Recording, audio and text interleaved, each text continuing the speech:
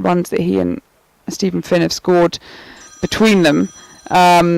Holden has scored 119 runs, an average of 47.5, whereas Eskenazi scored 240 runs at an average of 48. So it's no surprise really that we're seeing Gubbins find it difficult to get in. But that scorecard from the other evening, Holden stopped scoring with 29, Davis got 16. Otherwise it was single figures most of the way through. Simpson managed 11, Holman down at the end on 17. Holman, of course, has been a revelation for Middlesex. He won the Knight Frank Player of the Match. I've enjoyed watching him so far. Yeah, he's perhaps been the biggest positive so far, you'd say, out of this young Middlesex side. One of the real bonuses of having this shortened season is that all the sides generally have given their youth a chance. And Luke Holman's come in and grabbed his chance with both hands, really, hasn't he? He hasn't looked intimidated at all. He's played 3 games. He's contributed with the bat and the ball so far. And I know from his record in Middlesex League cricket that he can bat as well. I know he's primarily here as a bowler, as a leg spinner, and he's bowled very well, got a bit of turn in the game against Surrey. But he can bat too. In league cricket, he's got an excellent record in the Premier League for North Middlesex Cricket Club. I was going to say, as part of the North Middlesex Massive, there's a few guys around from there. I mean, 25 not out and 2 wickets in that win against Essex, certainly a highlight. And we've talked about the young team that Stephen Finn had against Surrey, but in terms of the sort of the disruption that we've seen from the season, the impact of COVID-19, it does mean that we are seeing these young players come through. So Joe Cratnell also in the squad alongside Blake Cullen, not playing today, but I think it should be quite an interesting one to come through. I'll have a quick go through the Hampshire lineup as well. It looks as though we're going to have Tom Alsop, James Vince there captaining Sam Northeast, Joe Weatherly, James Fuller, Lewis McManus, Ian Holland, Calvin Harrison, and another young leg spinner who is very interesting that we saw make his debut against Sussex the other night. 1 for 39. They were talking about him on TMS yesterday with the England against Australia, that first ODI. You do feel that this is a competition. Okay, so in the past we've talked about red ball and getting youngsters coming up through there and having opportunities. The white ball equally, we're seeing some young spinners that are very exciting. Yeah, definitely. As you mentioned there, Calvin Harrison, not Calvin Harris, of course. You've got to make sure you get that son on the end. He looked interesting, certainly in his debut in the televised game the other day, which they lost against Sussex. Mason Crane is still a very young man himself. He's 23 years old. He's having a fantastic tournament so far, a fantastic year, really. Had a very good bob with his trophy too. So fascinating to see how he goes today. Yeah, so we'll have a quick look at those Surrey highlights coming up shortly.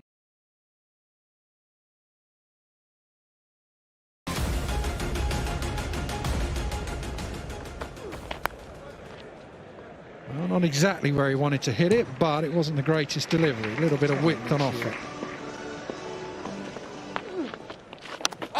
Ball bowled him. Just a hint of turn, that's all he needed. A big wild swing. Oh, great shot, down the ground, little bit of bottom hand.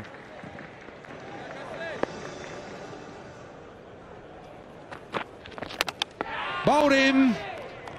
Beautiful delivery, tried to whip it into the leg side, saw middle stump go.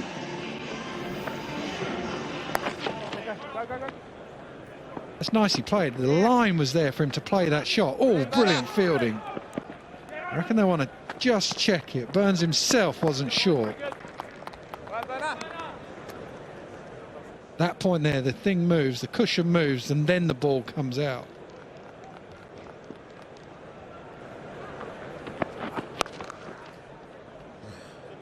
Well, that's a start. No ball, full toss, 4.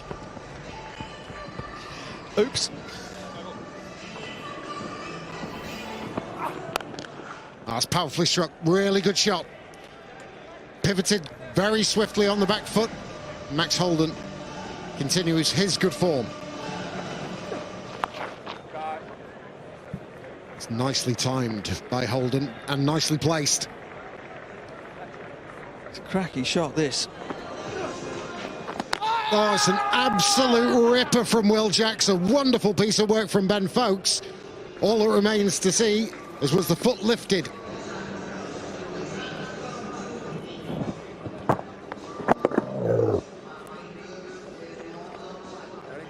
Didn't lift.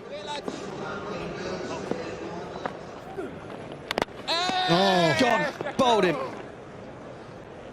That's the end of Holden. He survived the stumping. he's been absolutely unplayable, Will Jacks, this evening. Simple catch, very simple catch. Not the middle of the bat. And the last thing they needed, wickets beginning to fall now. That run rate is not as high as they'd like. Simple catch for Reece Topley. Big appeal and gone.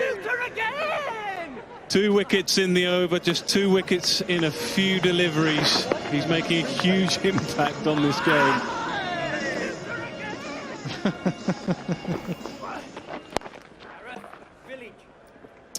Powered away, they need that. They desperately need boundaries just to try and get this innings up and running.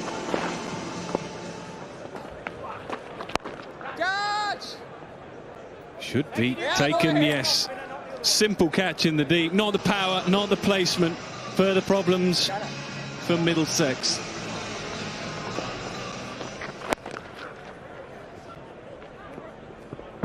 Finds the gap importantly. Oh, that'll be handy. Oh, that's a brilliant effort, but not quite good enough to stop the ball from going into the boundary.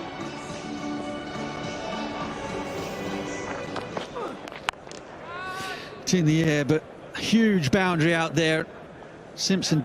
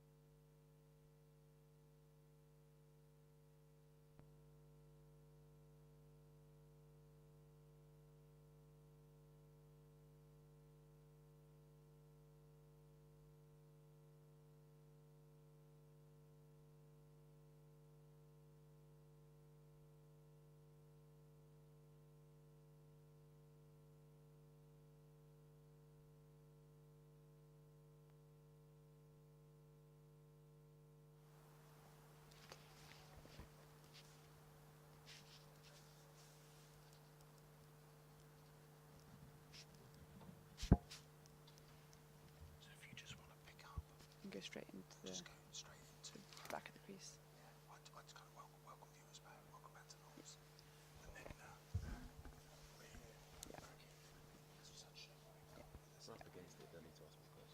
No, I'll go straight. I'll just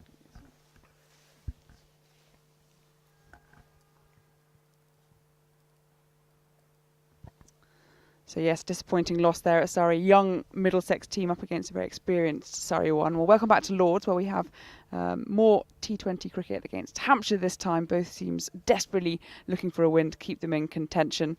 The one thing I must say, being up here in the gantry, it's a lovely position to be in, but there are no fans, and it's a real shame that the fans can't be with us yet. Hopefully at some point next season, or early next season even, and we're at least happy to be able to bring Middlesex to you, and we're only sorry that we can't have fans here at Lords in person. So here's a message for the Middlesex players, for all those watching at home.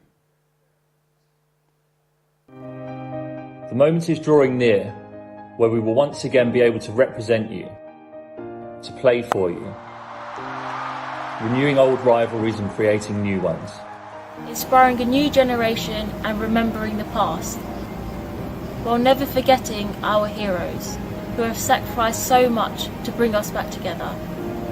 the walk to the ground, the meeting up with old friends and the making of new, the fireworks lighting up the Thursday night sky may all have to wait for now.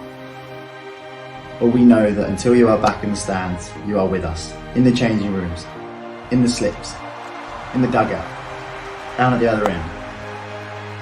Thank you to all the essential workers that have kept us safe, the fans from Middlesex and abroad who have kept us motivated, the club sponsors for their unwavering commitment, and to our members for their patience and support, the lifeblood of Middlesex cricket. It will certainly not be the same until you return. We hope you join us for every match. Every ball, every wicket, every 4 and 6, delivered to you with our new enhanced broadcast live. Middlesex cricket is back at the crease and we cannot wait to welcome you back.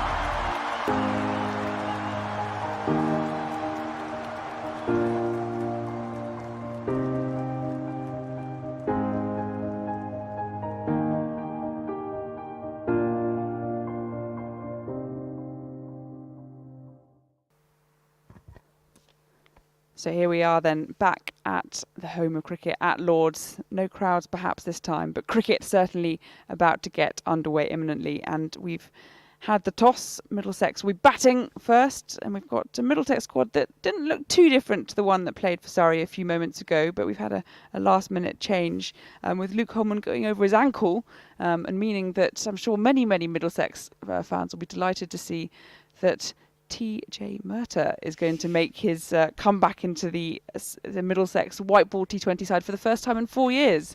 Yeah, incredible, really. First T20 since 2016, which was here at Lord's, Middlesex against Surrey. But you forget, really, that Tim Murtagh is vastly experienced in all formats. He's played 102 T20s. He's got over 100 wickets, 106, economy rate 8.2. So he is very experienced in the shorter format. We shouldn't forget that. And the majority of his international career playing for Ireland will have been with the white ball. So the Middlesex line-up then, Stevie Eskenazi, Max Holden, Dan Lincoln, Jack Davies, Martin Anderson, John Simpson, Tom Helm, Nathan Souter, Stephen Finn, Miguel Cummins and Tim Murtagh. Now going to the Hampshire squad, it does look as though we're going to have just one change there as well. We've got Tom Alsop and James Vince at the top of the order, Sam Northeast, Joe Weatherly, James Fuller, Lewis McManus, Ian Holland, Chris Wood, Mason Crane, Shaheen Shah Afridi, who'll be an interesting one to watch in search of his first wicket in the T20 blast, and Ryan Stevenson. So who have you got your eye on? Interesting, really, that both sides are playing an extra seamer instead of a spinner as per their previous 11s in their previous games. So Murtagh coming in for Holman, that's a real shame. He would have played, of course, so Middlesex would have had 2 spinners had he played. But Hampshire have opted to drop one of their leg spinners with Stevenson coming in. So both sides thinking that perhaps seam the way to go on this pitch. Absolutely, and it looks as though we've got. If you look at the player, the Knight Frank player of the match over the last few weeks, it's been the batters at the top of the order. We've seen Stevie Eskenazi with his back-to-back, and Luke Holman, the one picking up in the end. But I wonder who's going to be the Knight Frank player of the match this time round. It was spinners that dominated in Surrey. Do we think, therefore, it's going to be Stephen Finn leading the way with the wickets?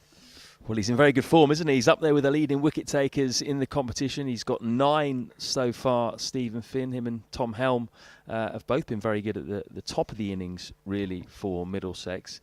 They're not going to be in action first up, of course. It's going to be the batsman, and which is the way Middlesex like to do it. They like to bat first on the whole, even though they've only won 1 toss so far in this competition. Yeah, that'll be interesting to see. I think each time we've seen either Max Holden or Eskenazi, when Middlesex have found themselves in a good sort of winning position, it's been one of those two that have gone big and gone through. But it's that middle order. So Dan Lincoln, it's a very young one, Martin Anderson, Jack Davies. Even John Simpson's the one with the sort of the most experience under his belt. But yeah, I'd quite like to see somebody different maybe with the Knight Frank player of the match. Well, the middle order certainly need a bit of a bat, don't they, at the moment, because Stevie Eskenazi and Max Holden have been in such good form. The only consequence of that, which isn't good for Middlesex, is that the guys coming in down the order may feel a little bit out of nick. They haven't had too much of a hit. So perhaps if one of those openers gets out early, it won't be the worst thing for some of those guys coming in 3, 4, 5, as it will give them the chance to play a substantial innings. well, it's almost game time. So let's take a look at Middlesex's walk-on VT before we get underway, and we'll be back for the first.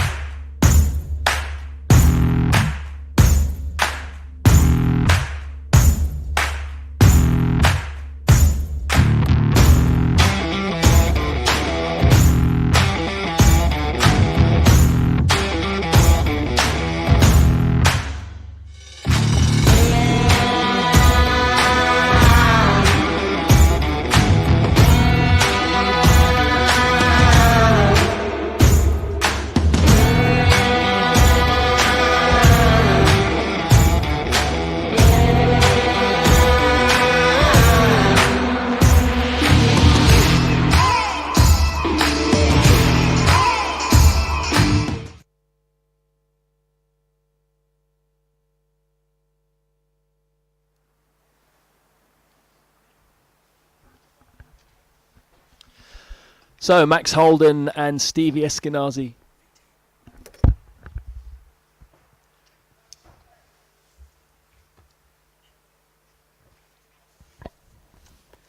So here we are, ready and raring to go. Stevie Eskenazi and Max Holden to open the batting for Middlesex. And I see a familiar face walking towards us. And it looks as though Shaheen Shah Afridi will be opening the bowling for Hampshire. I wonder, well, he's in search of his first wicket from Middlesex perspective. I'm sure they'll want to deny him early on. And so far, so good for these two openers.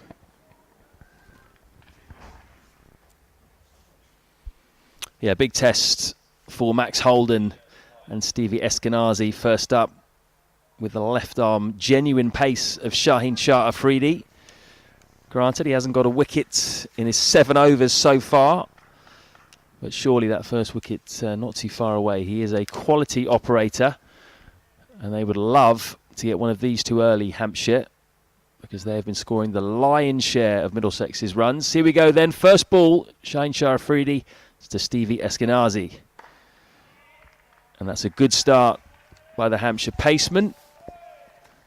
Eskenazi just safely blocking that one. We've got two fielders, of course, outside of the 30-yard circle for these first 6 overs. We've got a third man and a deep square leg as it stands. One slip and then a ring field on both the offside and the leg side of 3 fielders. As Afridi comes in again. Big swing this time from Stevie Eskenazi. He's confident. Certainly in T20 terms, in perhaps the form of his life. 240 runs at 48, 3 50s. And not just that, Izzy, but a very impressive strike rate as well, 154. Well, it was right from that very first match that Middlesex played down at Sussex, the abandoned one in the end, where Holden was the one that got the century, but it was Eskenazi that was really timing the ball from the start. I mean, he went out for 20-odd in the end, but he's come to the crease every single time and looked confident, looked poised, and timed it from the off. Oh, very full that time. Eskenazi squeezes it away off the inside edge. Don't think it'll quite get to the boundary. Good bit of fielding there. Down on the boundary.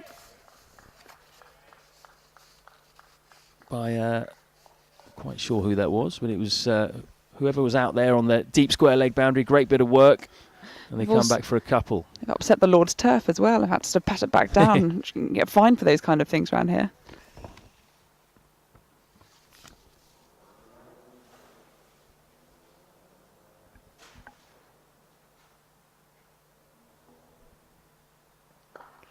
Bit wider that time from Shaheen Shah Afridi. That is Stevie Eskenazi's area. He loves playing through the offside. Can give himself room. Happy to go up and over as well occasionally. But couldn't quite get the middle of the bat down onto that one. It's been a decent start this by the 20-year-old Pakistani fast bowler. He'll be desperate to improve on those first 2 performances. 7 overs, none for 67. Economy rate 9.5. He's a much better bowler than that's for sure. Oh, again, hanging it a long way outside. That could have been called a wide, you'd have perhaps thought, but it wasn't. Eskenazi really reaching for that one.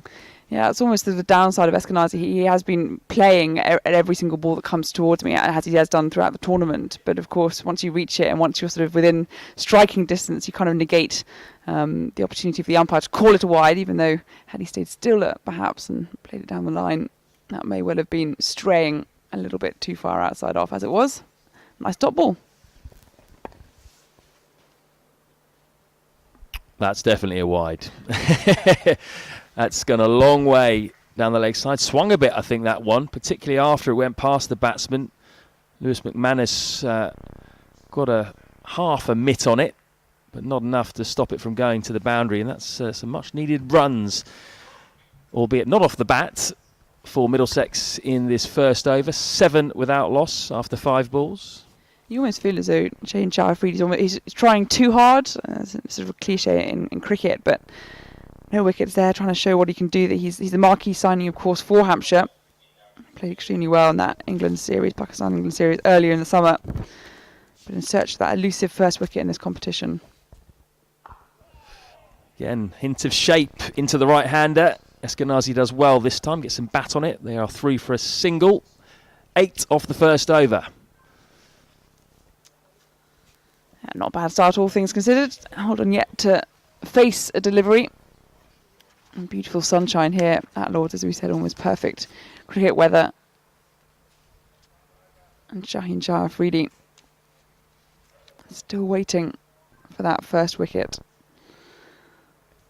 James Vince, the captain, just having a chat with his bowlers up at the top.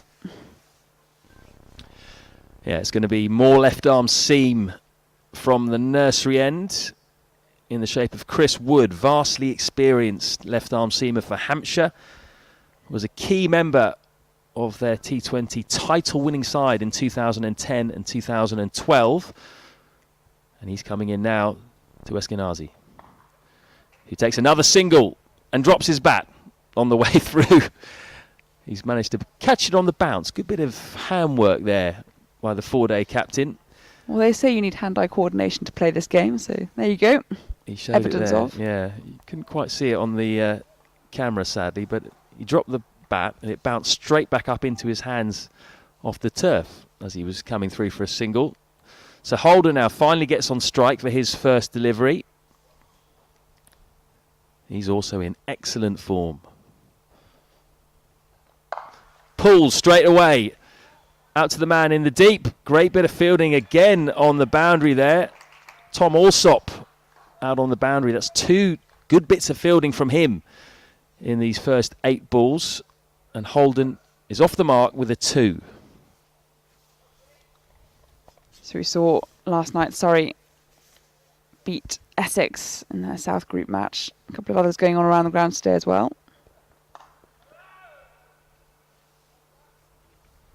Kent are in action over in Canterbury, playing Sussex, so they're playing at the same time as this one here. I'll keep you up to date on the live scores there.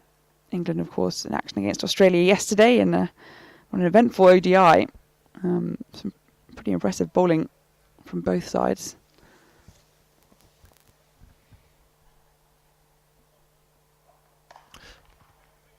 Holden cuts. Again, looks like he's going to get a couple here. Shaheen Shah Afridi goes round at third man. Gets the ball back into the wicketkeeper. So quite a lively start from Max Holden. A couple of 2s in his first 3 balls. He's 4 not out. 13 without loss off 1.4 overs.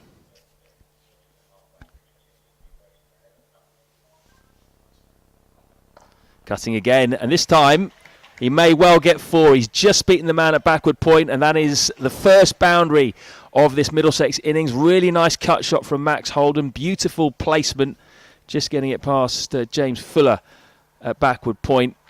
And it's another decent start by the Middlesex openers. Early days, but 17 without loss. Second over not complete just yet.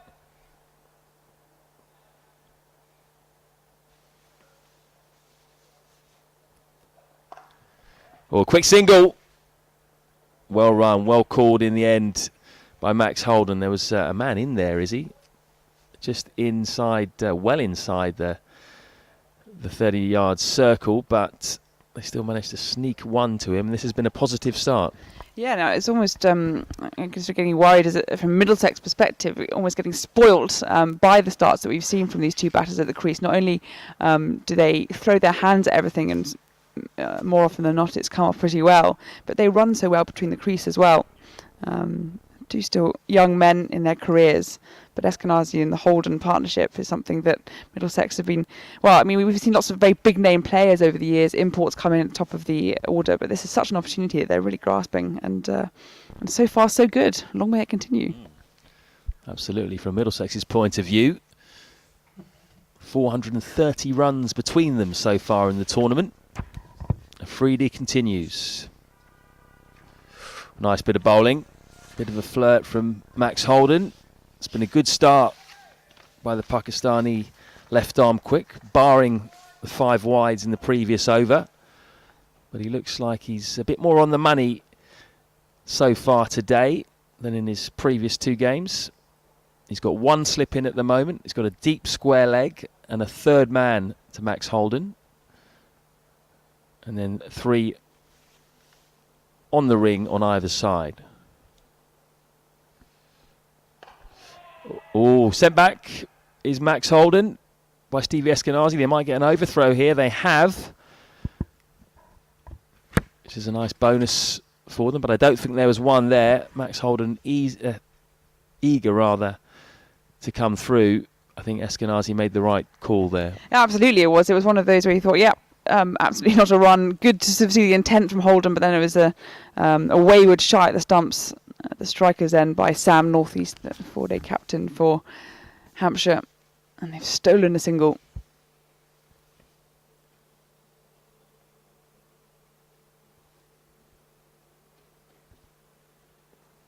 Oh, big hoy across the line from Stevie Eskenazi, trying to bring Shaheen over to the leg side.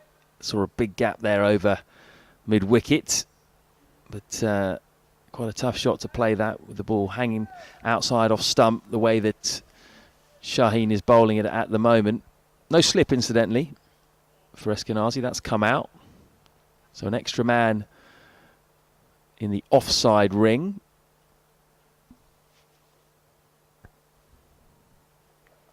Pulls hard, and that is going to be the first 6 of the game. Great shot that from Stevie Eskenazi. Sailed about 10 yards over the head of the man on the boundary.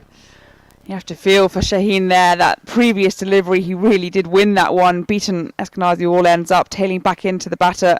A broad smile cheeky smile across his face as he walked back to his mark, but then that one just held up a little bit too short. And the way in which Eskenazi has been playing so far in this tournament, you can't bowl there to him. So Middlesex away, 25 without loss. Afridi in again. Again, it's a bit short. This time, no run.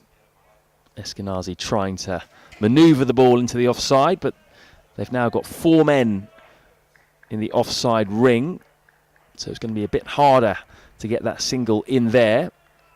But nevertheless, I'm sure Stuart Law and the Middlesex bench, dugout, wherever they are at the moment, will be pretty happy with this start. Last ball of the 3rd over coming up.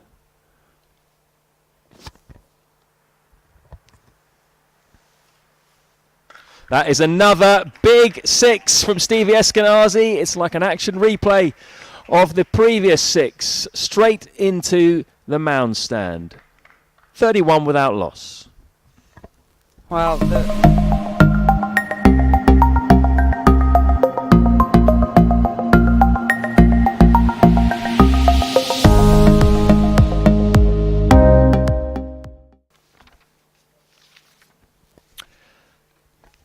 welcome to the T20 Blast continues there for Shaheen Shah Afridi. 2 6s off that over, and 2 overs bowled. He's gone for 21 runs. So, well, when you've got someone like Eskenazi facing you up, then it's pretty tricky. Yeah, really up the ante in that over, Stevie Eskenazi. Very quick to pick up on those 2 short deliveries from Shaheen Shah Afridi. Middlesex going at over 10 runs and over now. And it looks like we have a change in bowling for Hampshire. It's going to be the American international all-rounder coming on to bowl, Ian Holland, who opened the bowling in Hampshire's previous game against Sussex, which they lost. Keeper will be up. He'll bowl a mixture of cutters and back of the hand slower balls with the odd quicker ball thrown in. And that's edged by Holden. Great stop by the man at short third man, who was Shah Afridi. Otherwise, that was going for another boundary. Good start by Ian Holland, though, finding the edge straight away. And he's a handy bowler. Yeah, and somebody that's really sort of wormed his way into the Hampshire setup, coming across first of all with I think a British passport on his mother's side to play in the red ball stuff, and has become a really reliable all-round player for the Hampshire side, and now is getting a few starts with the white ball too. Another dot ball looked like that was a pace-off delivery from Holland, which is what he tends to do in this format. He actually has opened the bowling and batting in the Bob Willis Trophy for Hampshire. So when he bowls in the 4-day stuff, clearly it's more traditional seam up, but he adapts when he's got a white ball in his hand.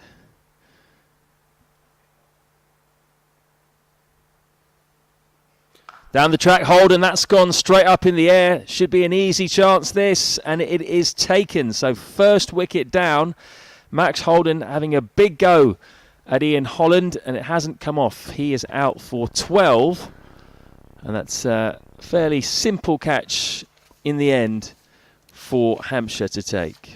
Yeah, James Fuller, former Middlesex player there at backward point, stuck in the air for a little bit, but it's nice blue broad sky up in front of us, and well, Holden must have seen the way in which Eskenazi's playing the ball, wanted some of it as well. Hasn't faced quite as many deliveries, but Ian Holland, we've talked about sort of nagging line and length, a very reliable cricketer for Hampshire. The red ball stuff, the white ball stuff now too, perhaps not quite the pace of Shah Afridi, but he's done for Holden. He departs for 12, Middlesex 33 for 1.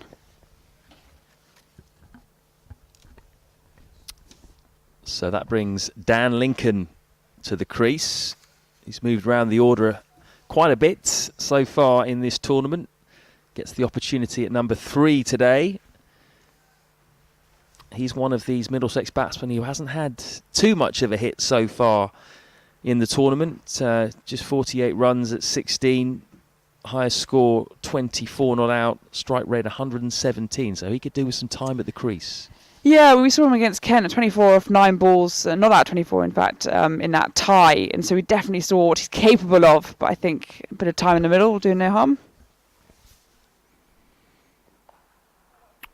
Top ball to start with. Just tries to cut Holland through the offside. Doesn't beat the man. Multi-talented sportsman, Dan Lincoln.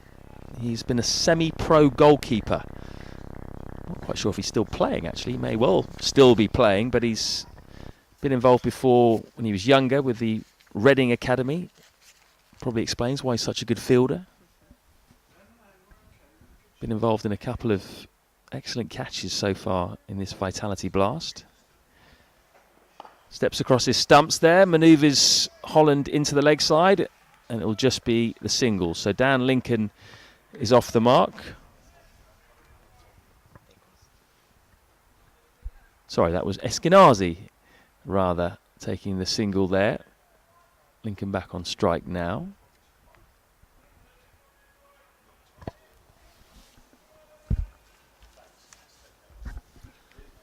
So this will be his first ball. And he's away straight away. Again, just dropping the ball in the leg side. Taking the single. And that is the end of the over. 35 for 1. A good first over by Ian Holland. Hampshire certainly needed that breakthrough, you felt. And maybe you were right there, Izzy. Maybe Max Holden just got a bit carried away with Stevie Eskenazi's form in the previous over. It's difficult too as well to have got sort of 5 runs from the wides of Shah Afridi when you're seeing more runs coming from extras perhaps. We only saw one boundary before Stephen Eskenazi in the previous over from the pavilion end smashed those 2 sixes into the stands. When you just want to get into the mix, sometimes you can be a little bit too eager, but it's not a bad start so far for Middlesex. 35 for 1, 2 overs left of this power play, and as long as you've got Stevie Eskenazi in the middle, you feel they're on for a good start, good platform to set. So Shaheen is off, 2 overs, none for 21, and Wood has swapped ends. So he's coming in now from the pavilion end for his second over. Starts off with the dots to Lincoln.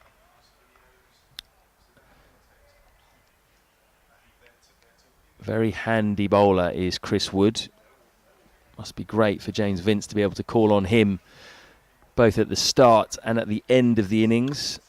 Loves bowling when the pressure is on, either during the power play or we've quite often seen him bowling the last over of innings and winning games for Hampshire. Oh, chance of a run out. Slight miscommunication between the two Middlesex batsmen, but I think Eskenazi managed to get back quite comfortably there.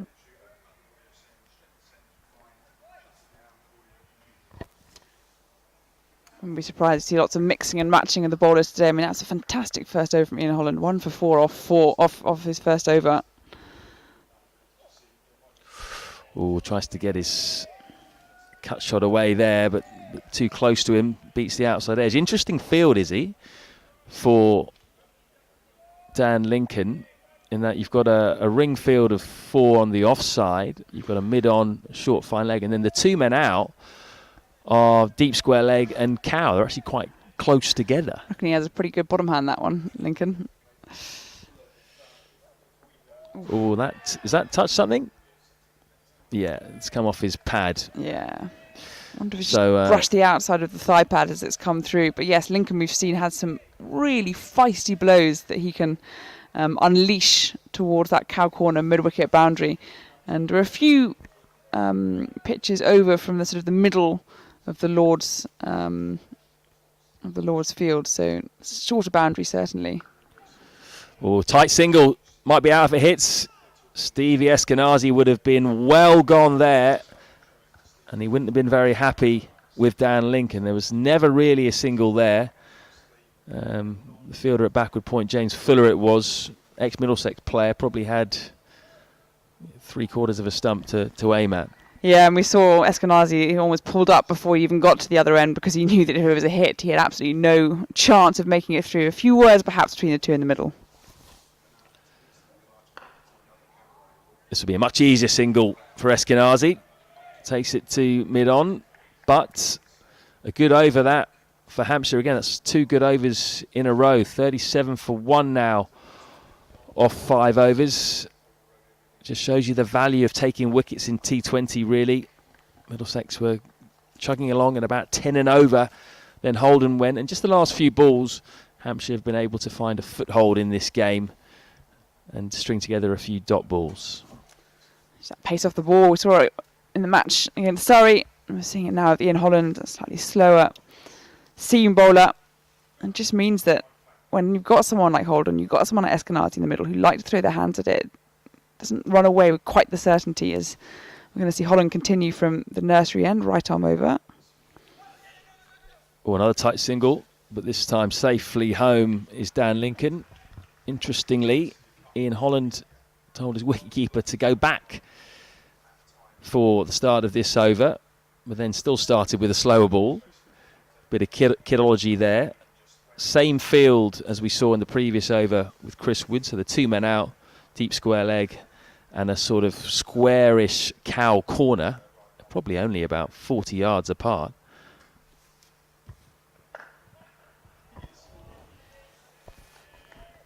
Padded back, dot ball, 2 off 7 then, Lincoln. Just, you can see, starting to think about what's going to come next. Square leg out, mid-wicket, when the final over the power play. So once we're through that, they can push a few more out into the offside perhaps. But yes, you can see where he likes to target his shots, Lincoln.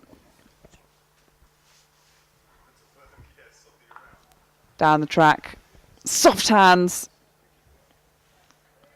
That's the way to do it. And you've got someone like Eskenazi who's seeing the ball, timing it nicely.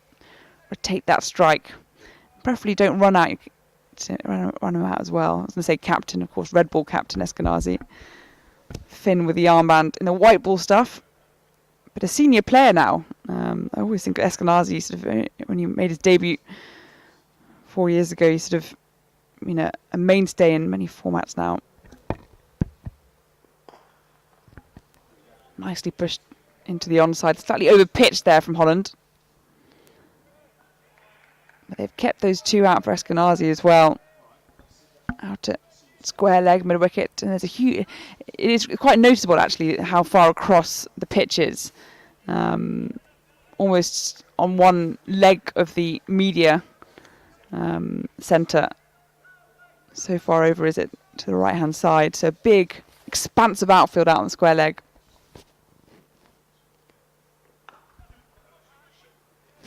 And it gives opportunities like that to be able to drop and run. Soft hands. That's good rotation. Just wonder if then have an eye on the fact that that power play is about to end. You're right. It's a really long way out there, isn't it, on this side? Bowling from this end out towards...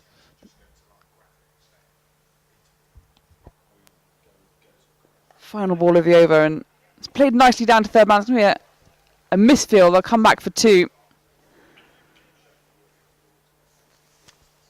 And Ryan Stevenson there just not being able to pounce on the ball. But it does mean at the end of the power play over, we saw an explosive start from Middlesex. They went away pretty quickly in the first 3 overs. But Hampshire, certainly since the introduction of Ian Holland, have dragged it back a little from his 2 overs. Just 10 runs coming. We saw Max Holden fall as well in his first over, in Holland's first over. So 43 for 1 at the end of the power play. 6 overs left.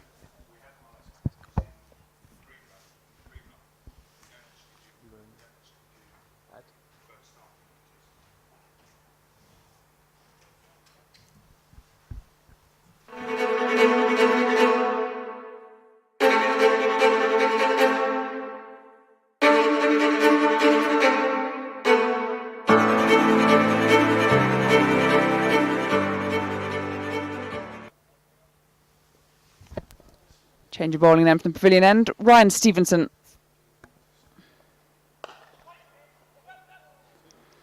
That's one hell of a hand he got to that. Stopped the ball racing back down. Just a single then. Middlesex 44 for 1. The sun is well and truly out. There's a few clouds dotted around the sky. The flag rather limp over the grandstand. But we don't mind that. St John's ambulance crew on the side. There's a few of them spotted around. Sitting out in the sunshine. I think we might get a bit of sun on the terrace soon, I hope. It's just creeping round, isn't it? We're a bit covered here, though, unfortunately. Fingers crossed. Fuller ball, nicely played out into the offside by Eskenazi. Fuller out on the boundary. Difficult to gauge right now who's on top. You almost think that Eskenazi in, as long as he's there and timing it nicely. Middlesex have every opportunity to capitalise and make a good total, but equally I think Hampshire buoyed by the Holland return so far, the fact they've got Holden early, the power play hasn't run away from them. Aerial into the offside, and Fuller's got some work to do, but he'll make it in time. So 2 from that delivery. I'm trying to think, I think we've seen 1-4, it was a wide. And then we've seen 2 sixes from Eskenazi, and that I think is the extent of the boundaries. Yeah, he picked up on the 2 short balls very quickly, didn't he? On this short boundary over by the mound stand. A bit harder to hit a boundary over towards the grandstand. Quite a long boundary out there. Drop and run this time from Middlesex, and that's really, really well done between the wickets. Lincoln there knew exactly what he was doing. He had a useful ally. And Eskenazi coming from the other side. Yes, we've seen... So Holden got 1-4, and then otherwise those 2 heaves into the onside by Eskenazi off the bowling of Shaheen Shah Afridi. Not quite the same regularity as perhaps Middlesex are used to in these first few overs.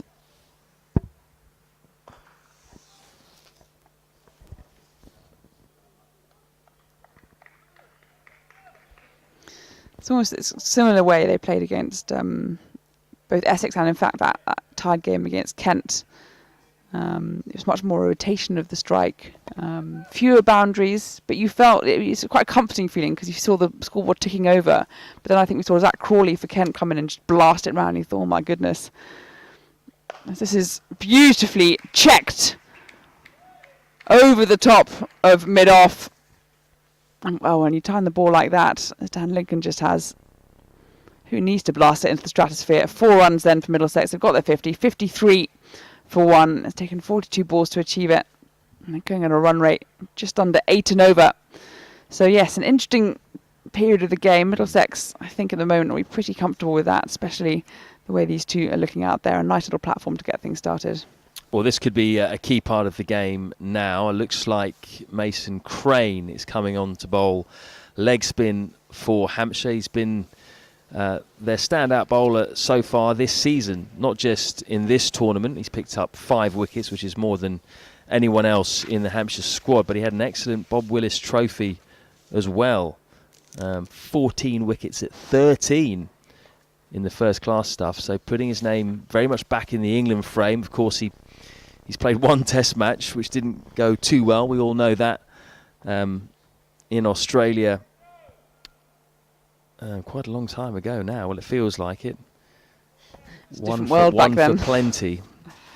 But as a white ball bowler, he's certainly improved, and he's got a very good overall T20 record, actually. His economy rate is under 7. Economy rate this year, just 5.2.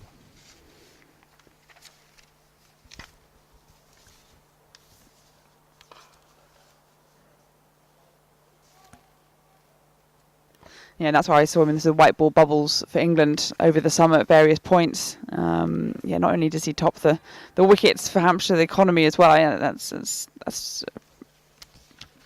a pretty task to achieve. Mason Crane.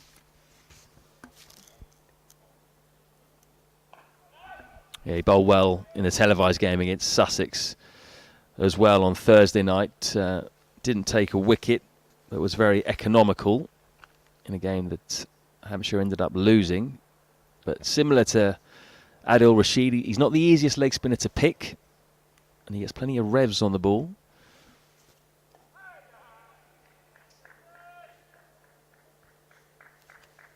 I think that certainly from an England perspective is very encouraging. Okay, I think there's been sort of long questions over the red ball spinners, but in the white ball game, you've got Adil Rashid, you've got here Crane, I think Matt Parkinson as well, and we've already seen some youngsters coming Lots through. Of leggies. I think that certainly is very encouraging, especially with the T20 World Cup round the corner.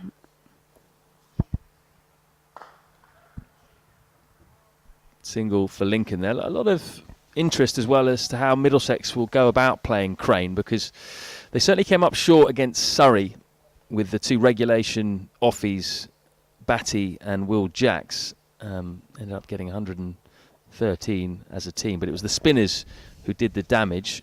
Just the 1 spinner to contend with today, so a bit easier perhaps. Oh, that's such an Eskenazi shot. Just a little bit over pitch, just turn the wrists out to mid-wicket. Still nothing quite so explosive, but difficult when you've got the calibre of Crane at the other end. There's 2 Cranes to my right, in fact. Just sort of nice little symmetry.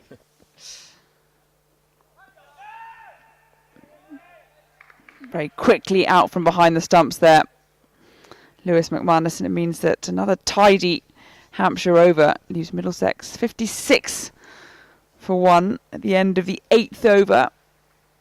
Eskenazi there, 26 from his 21 deliveries. Lincoln, 13 from 17. And after that rather rapid start, Hampshire pulling it back. But it looks as though James Vince might be gambling a little bit, because Shaheen Shah Afridi has ball in hand as his Hampshire captain comes to have a chat. And I wonder, Shaheen having gone for 21 from his 2 overs so far, he'll have a little bit of a cushion perhaps, knowing that with the power play overs, we've got more men out on the boundary edge. We've got a square leg, deep middle wicket, 3rd man down there, and also cover point. And then I think underneath us, there's a long on as well, quite a wide one. So yes, ample cover as he comes through for his first ball of this over. That's played nicely by Eskenazi. He wants to, but I think he's hit it a little bit too well. Indeed he has. Ball comes through. Yeah, you're right, Izzy. Interesting move, this. James Vince did this against Sussex, actually, on Thursday night. He brought back Afridi early to try and break a partnership. I guess in this case, he feels that he's got the likes of Wood, Stevenson and Holland, who can bowl the death overs if need be. And he's prioritising a wicket right now. Ideally Eskenazi, who's the man in form. But he will only have one more after this Pakistani speedster. Third man brought up, long off, pushed out instead. So looking for some tight lines. Lincoln there trying to run it down into that vacant third man position, but he had to beat the infield first, didn't manage it. Single, nevertheless. 58 for 1.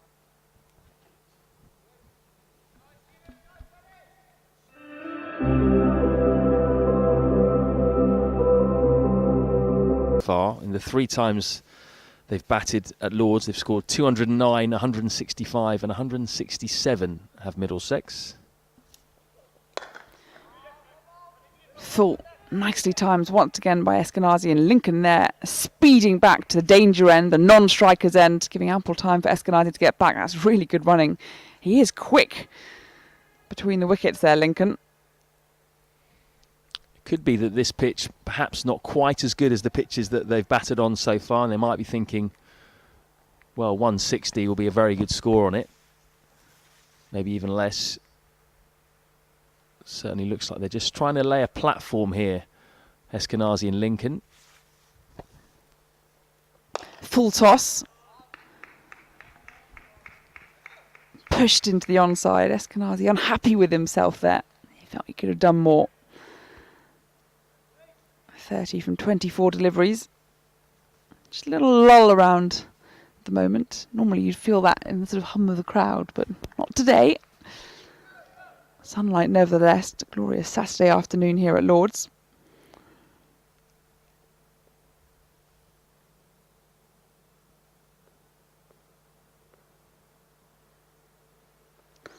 Lincoln whips it into the onside. Tries to catch it briefly. They only managed a single. It's a good comeback here from Shaheen Shah Afridi. 21 of his first 2, 6 off the over so far.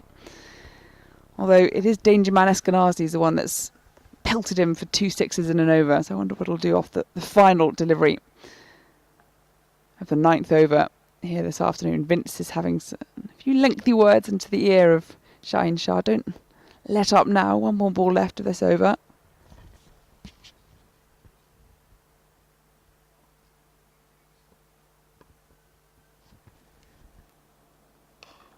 Full toss, streaky shot down to third man, but they'll have to settle for the single, and it means that after 9 overs, Middlesex are 63 for 1.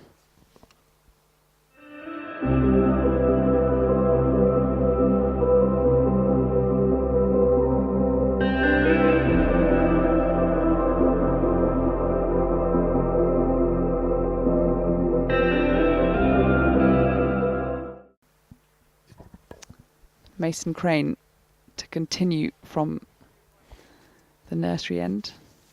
I almost want to have some cranes around the construction site at the nursery end just to sort of If only we had a add to the camera picture. that we could train on one of these cranes.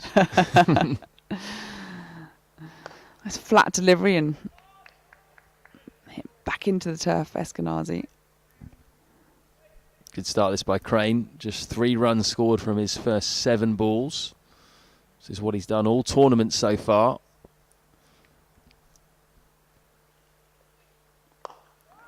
Slightly fuller. Eskenazi looking for 2. They're going to come back.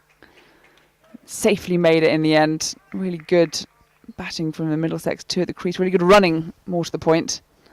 Rotating that strike. And it does seem to be, again, it's that pace off ball. It was Holland we saw in the first instance. Just that 4 off his first over, plus the wicket of Holden. And then Crane so far, as you say, 8 balls, gone for 5 runs. Something that Middlesex will have in mind too as they start to take to the field. This one's dialed back at the border, and an easy catch there by Mason Crane. He's parached Eskenazi for 33. Middlesex find themselves 65 for 2. It hung in the air for a little while, and, well, he couldn't do anything but catch that, I think. Yeah, I think Stevie Eskenazi will be pretty disappointed with that dismissal. He'd worked pretty hard today.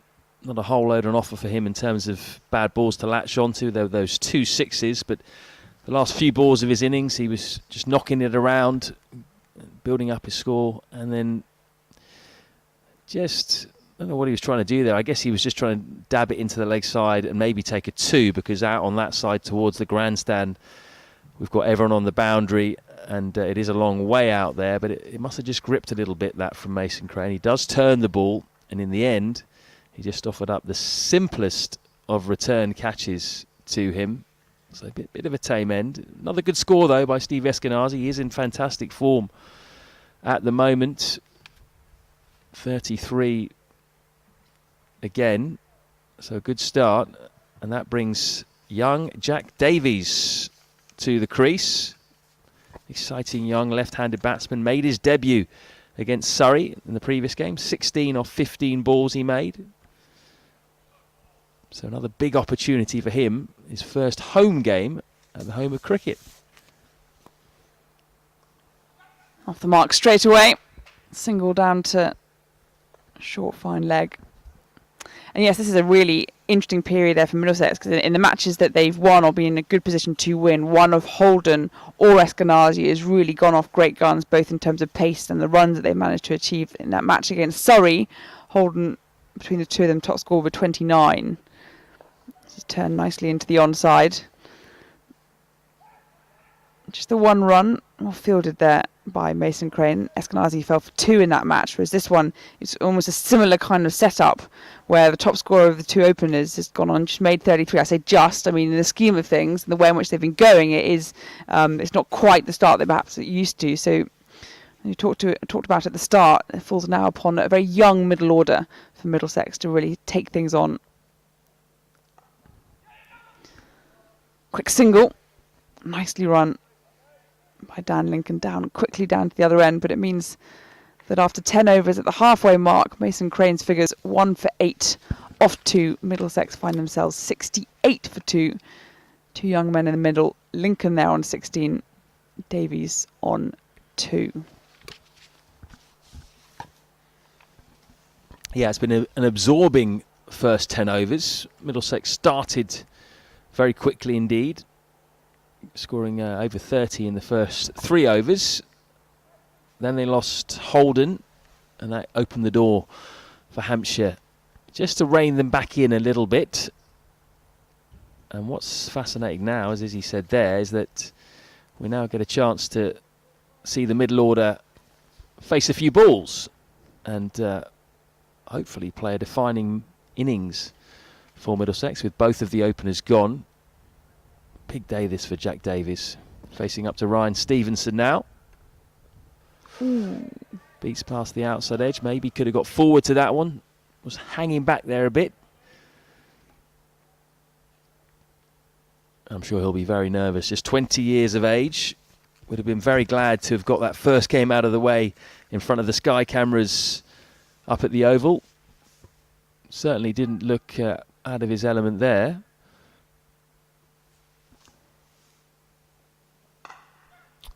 Into the leg side, could be 2 here.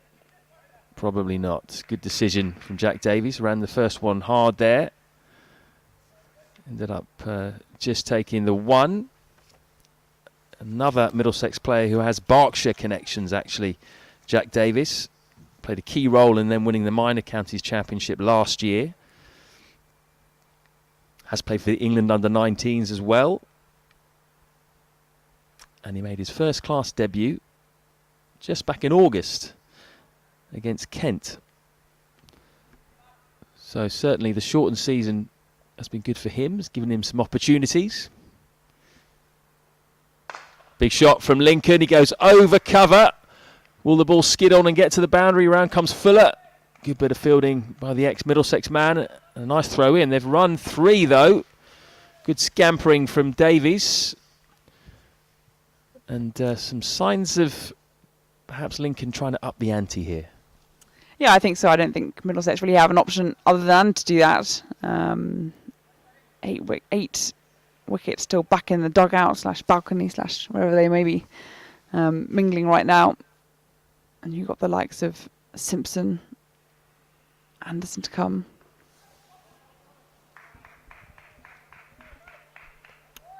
They are taking their singles, that's for sure, over the last few overs. Trying to rotate strike as much as possible. And just trying to gauge what they think will be a winning score on this pitch. As I said before, they've made scores of 209, 165 and 167 batting first so far at Lord's, Middlesex. This is out there, Lincoln. Full toss, down leg side, hits the pad. They're through for a leg bye, but as you can see from his reaction, he feels like that was an opportunity for 4. But of those 3 games, Izzy, that 209 was the tied game. They got 165 and lost, and 167 and won. So quite hard to gauge from that what's going to be a par score today. Nicely clipped off the legs by Davies, just the one. It's funny, I think we arrived here and we almost would have said that around the 160 mark is the minimum for Middlesex to put themselves into a winning or a strong position. But then having seen the way in which this pitch is played early doors, the way in which it's served the slower bowlers quite well, I wonder whether actually you want to sort of take it down a notch or two, looking more at the sort of 150 mark. But either way, some work to do for Middlesex to up that run rate. Well, even 150 from here, 75 off 9. Got to go about 8 runs and over. Davies cuts, could be 2 here. Gets it past the man at point. And they do cross for 2. Mason Crane's 3rd over on the bounce. They may see him as the danger man in this side. Might just feel like they can see him off and target the others. Or maybe not. Davies goes big. Slog sweep, 1 bounce for 4. And that one was flat. I think he just targeted the wrong end of the ground there. It was the furthest corner away from him. And any other part that he tried to hit it over, he would have got a 6 for it. But it just landed about half a metre inside the boundary rope. But it has made its way into the stands, and we have that familiar sight this year of the fielders having to search through the empty seats around them. Empty white seats for a white ball. Can't be easy, that. Didn't think this one through, did they? So you get the feeling that was a boundary that was needed for Middlesex. Been a few balls since the last one. Will give Jack Davies a lot of confidence. This time he goes back and cuts. Crane hangs that one outside the off stump, maybe anticipating that Davies might go again towards the leg side. And he does well and gets Lincoln back on strike, who I feel now probably needs to take responsibility here with the younger man at the other end. He's faced 22 balls now down Lincoln, 19 not out. Down the track, trying to get it into that big leg side area and scamper through for a 2, but again he gets wrapped on the pad. Hasn't quite found his fluency yet, Lincoln.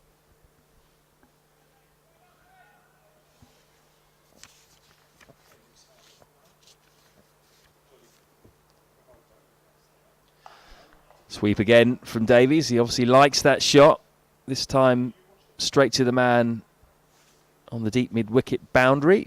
But it's been a lively start by the 20-year-old left-hander. 12 not out off 10 balls at the moment. Yeah, certainly, as you're saying, and sorry, didn't look out of place, and certainly not here as well. Lincoln's gone big there, straight, high in the air. Man comes round at long on, steadies himself, takes the catch.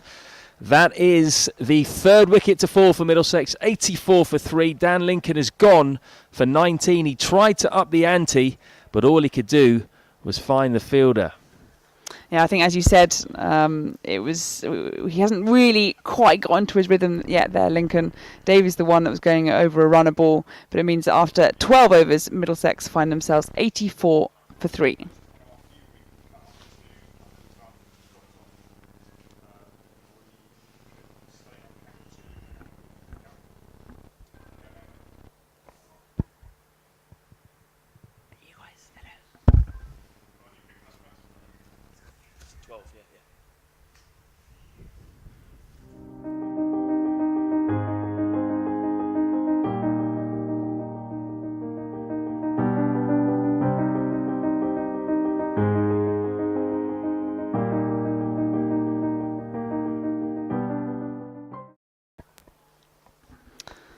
Middlesex losing their third wicket at the very end of the 12th over, 84 for 3, and it means that new man to the crease is the new all-rounder for Middlesex, really, in Martin Anderson. So 2 youngsters at the crease alongside Davies there, who's on 12 from his 10, and they've got some work to do now, Middlesex.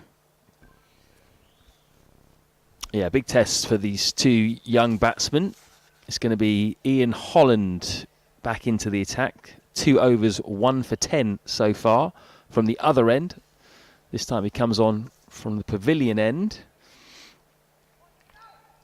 And he's got the keeper back, which again may be a double bluff. He may continue with his cutters and back of the hand slower balls. Anderson facing his first ball.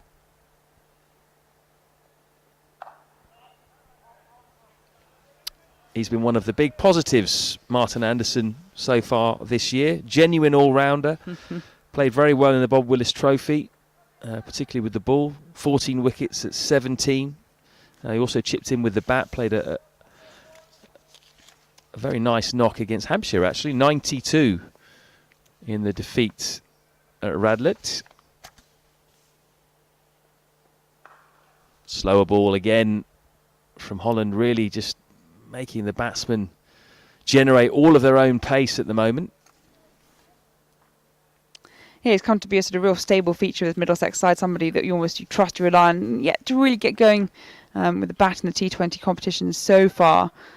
7-2-14 from his last 3 innings.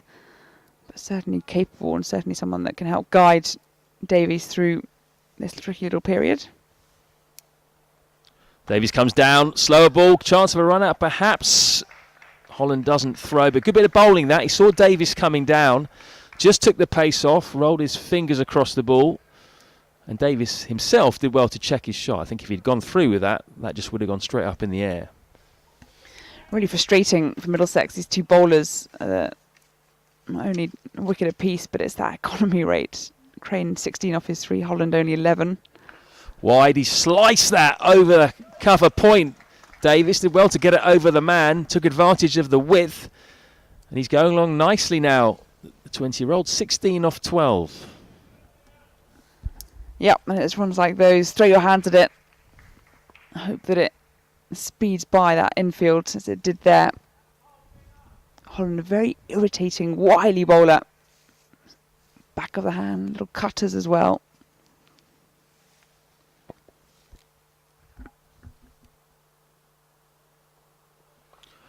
Oh, that's a leading edge from Davies. Tried to go over to the leg side. He's got lucky there, though. It's gone over the offside infield, and they're going to scamper back for 3 runs. So productive over this for Middlesex. Score moves on to 92 for 3. Still 1 ball left in this 13th over.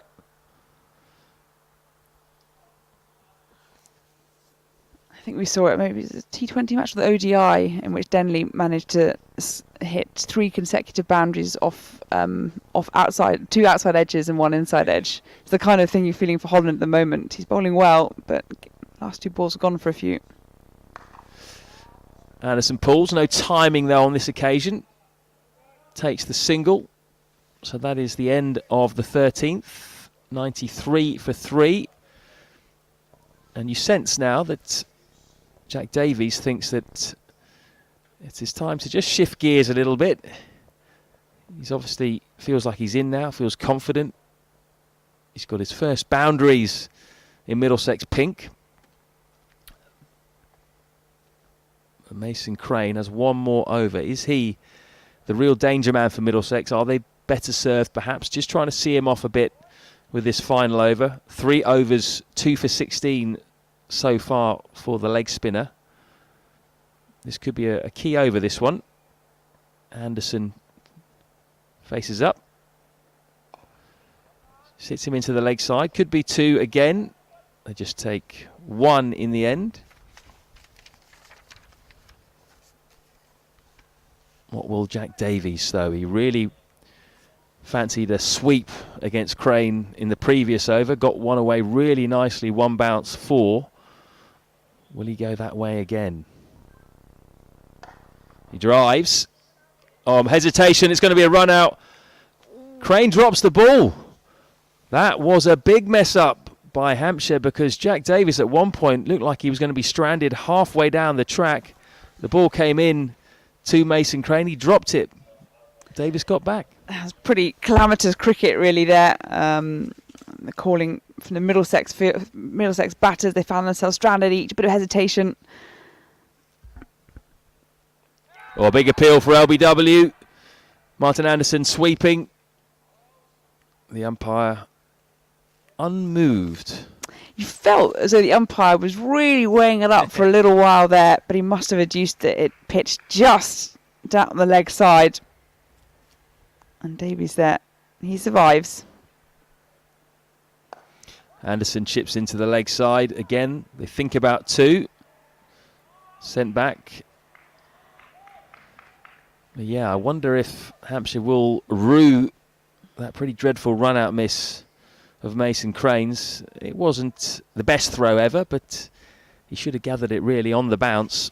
Davies had almost given up. Then he saw the ball fumbled, carried on, and couldn't believe his luck. And he goes leg side again, comes across his stumps, hoiks Crane to the man on the deep square boundary. So Mason Crane has 1 ball left in his spell. It's been a very good spell again for him. Will Anderson just look to take a 1 or a 2 here? Big expansive drive, bit of turn, but that is the end of Mason Crane. What a spell that is by Mason Crane. 2 for 20 from his 4 overs, bowling in tandem with Holland in those middle overs. I think that's really tricky for Middlesex. And I'm just looking at the boundary count as well. 2 6s, 2 4s, but that's the extent of it at this stage. I just wonder what's going through the minds of Davies and Anderson right now, trying to set that platform. Still wickets back in the hutch, ready to go should they need them. Simpson, of course, very explosive, experienced player, still able to come out. I guess it's a reassuring news is down the road in Canterbury. Kent are also struggling, more so, you might suggest, with the bat. 106 for 5. They find themselves in the 13th over against Sussex. A few more runs, a few more wickets on the board. Yes. Middlesex at least have that platform, have that opportunity to unleash. Ryan Stevenson's going to continue. From the pavilion end, as Vince is just organising his field. Looks as though we've got a deep square leg, deep mid-wicket, fuller there, about 4 or 5 yards inside the boundary rope. Long on, long off as well, and then cover point out on that shorter offside boundary. Bit of innovation from young Jack Davies there, just trying to get towards the offside and scoop over that man at short fine leg. Didn't quite come off this time. But Middlesex in a decent position here. 6 overs to go. If they can go at 10 runs and over, they'll get up towards 160, which could be a good score on this pitch. Davies pulls. No timing there, but they are going to take 2. He's got a bit of a job to get back there, Davies, to the keeper's end, but he makes it. It is a long way out on that side. That's the longer part of the ground.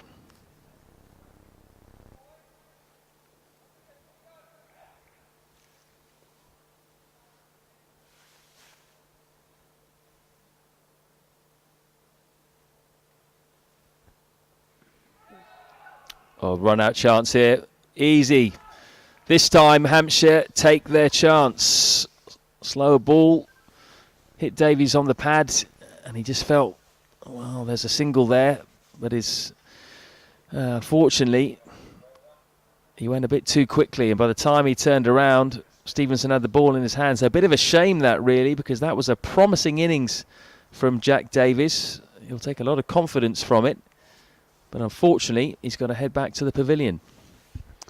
Yeah, 23 runs. He departs. Middlesex on the cusp of reaching that 100, and it was a really savvy piece of fielding there from Ryan Stevenson coming through on his follow-through. He knew he had the momentum. He'd also obviously seen that fumble from Mason Crane a couple of overs ago, trying to run out Davies at the non-striker's end, and thought, right, instead of throwing it at the stumps, I'm just going to follow through, keep the ball in hand, and run through to the wicket. He beat Stevenson, who'd been wrong-footed, sent back down by Anderson. Probably the right call from the non-striker's end. But Middlesex just trying to up the ante, have lost a wicket instead. So Middlesex 99 for 4 in the 15th over. And it looks like alongside Anderson, we are going to see the experienced head of John Simpson. Yeah, no real surprises there. Simpson has been a mainstay of this T20 side for many years now. He can score quickly down the order as well. He's got power for a slight man. And he faces up to Ryan Stevenson. Gets off the mark straight away with a single down to long on. Quite an important job for John Simpson, actually, with no Luke Holman in the side as well, who rolled his ankle. If you weren't around earlier, he was named initially in the 11, then rolled his ankle in the warm-up. So Tim Murtagh came in. The downside of that, of course, is the batting is slightly weakened. So Simpson now has got a bit less coming in after him than he did at the start of the day. Middlesex is 100 up in the 15th overs. It's taken them 88 balls to get there. I wonder if I think that must be their slowest start in the competition today. Oh, actually, maybe that's a Surrey match. Forget that one. Apart from the Surrey one, we'll forget that one. Another single for Anderson. So yeah, you do feel that this partnership over the next 5.1 overs, if they can stay together, is going to be a very important one for Middlesex, with largely the bowlers to come. I'm sure a couple of them fancy themselves as all-rounders. Well played by Simpson. Helped that on his way. Just beat the man at short fine leg. And he has his first boundary of the innings. 105 for 4.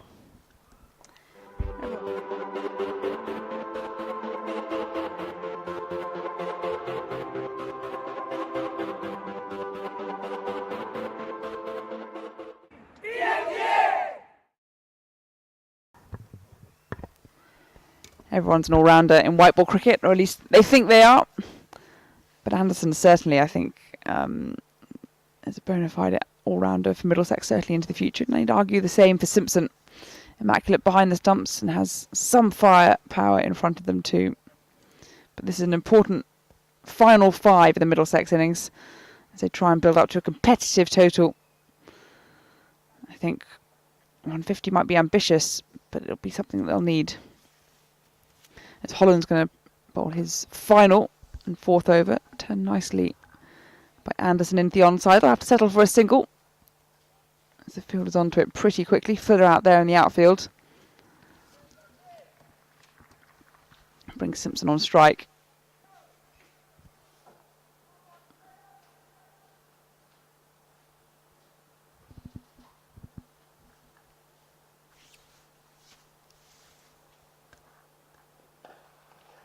Well fielded by the Australian come American. all-rounder, Holland. You've got an Nicknamed Australian Dutchie. link as well, hasn't he? Well, he is Australian. He's Australian. I think his mother's got a British passport, and then I'm trying to work out how he's also got links to America, and therefore has played international cricket over the winter for the United States of America. This is pulled, not timed, by Simpson out to long on.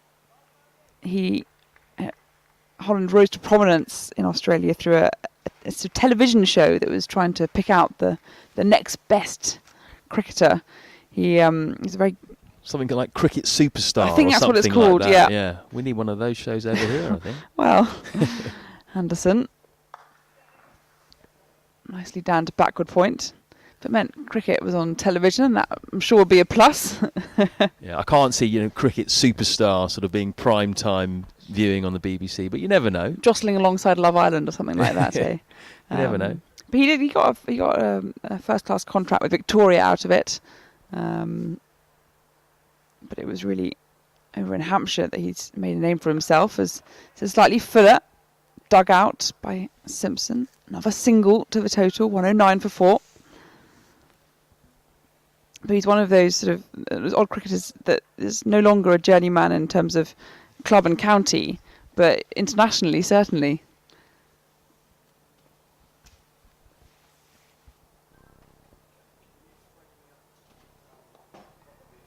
Nicely turned round the corner. I wonder if they'll look for 2. They do indeed.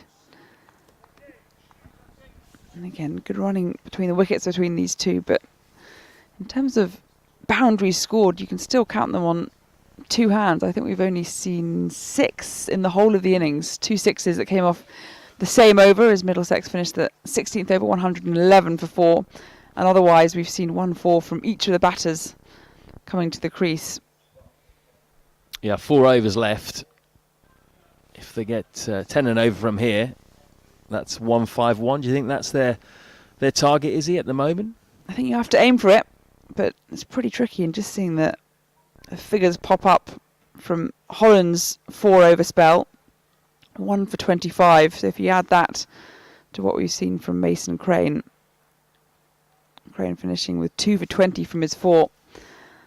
That's some very handy 8 overs there for Hampshire. And we're going to see a change of bowling. I think Chris Wood is going to come back into the action. He's bowled 2 overs for 12 runs. He's bowling left arm round the wicket, wide round the wicket. And I think Middlesex might manage to get back for 2 here. They do. Good running.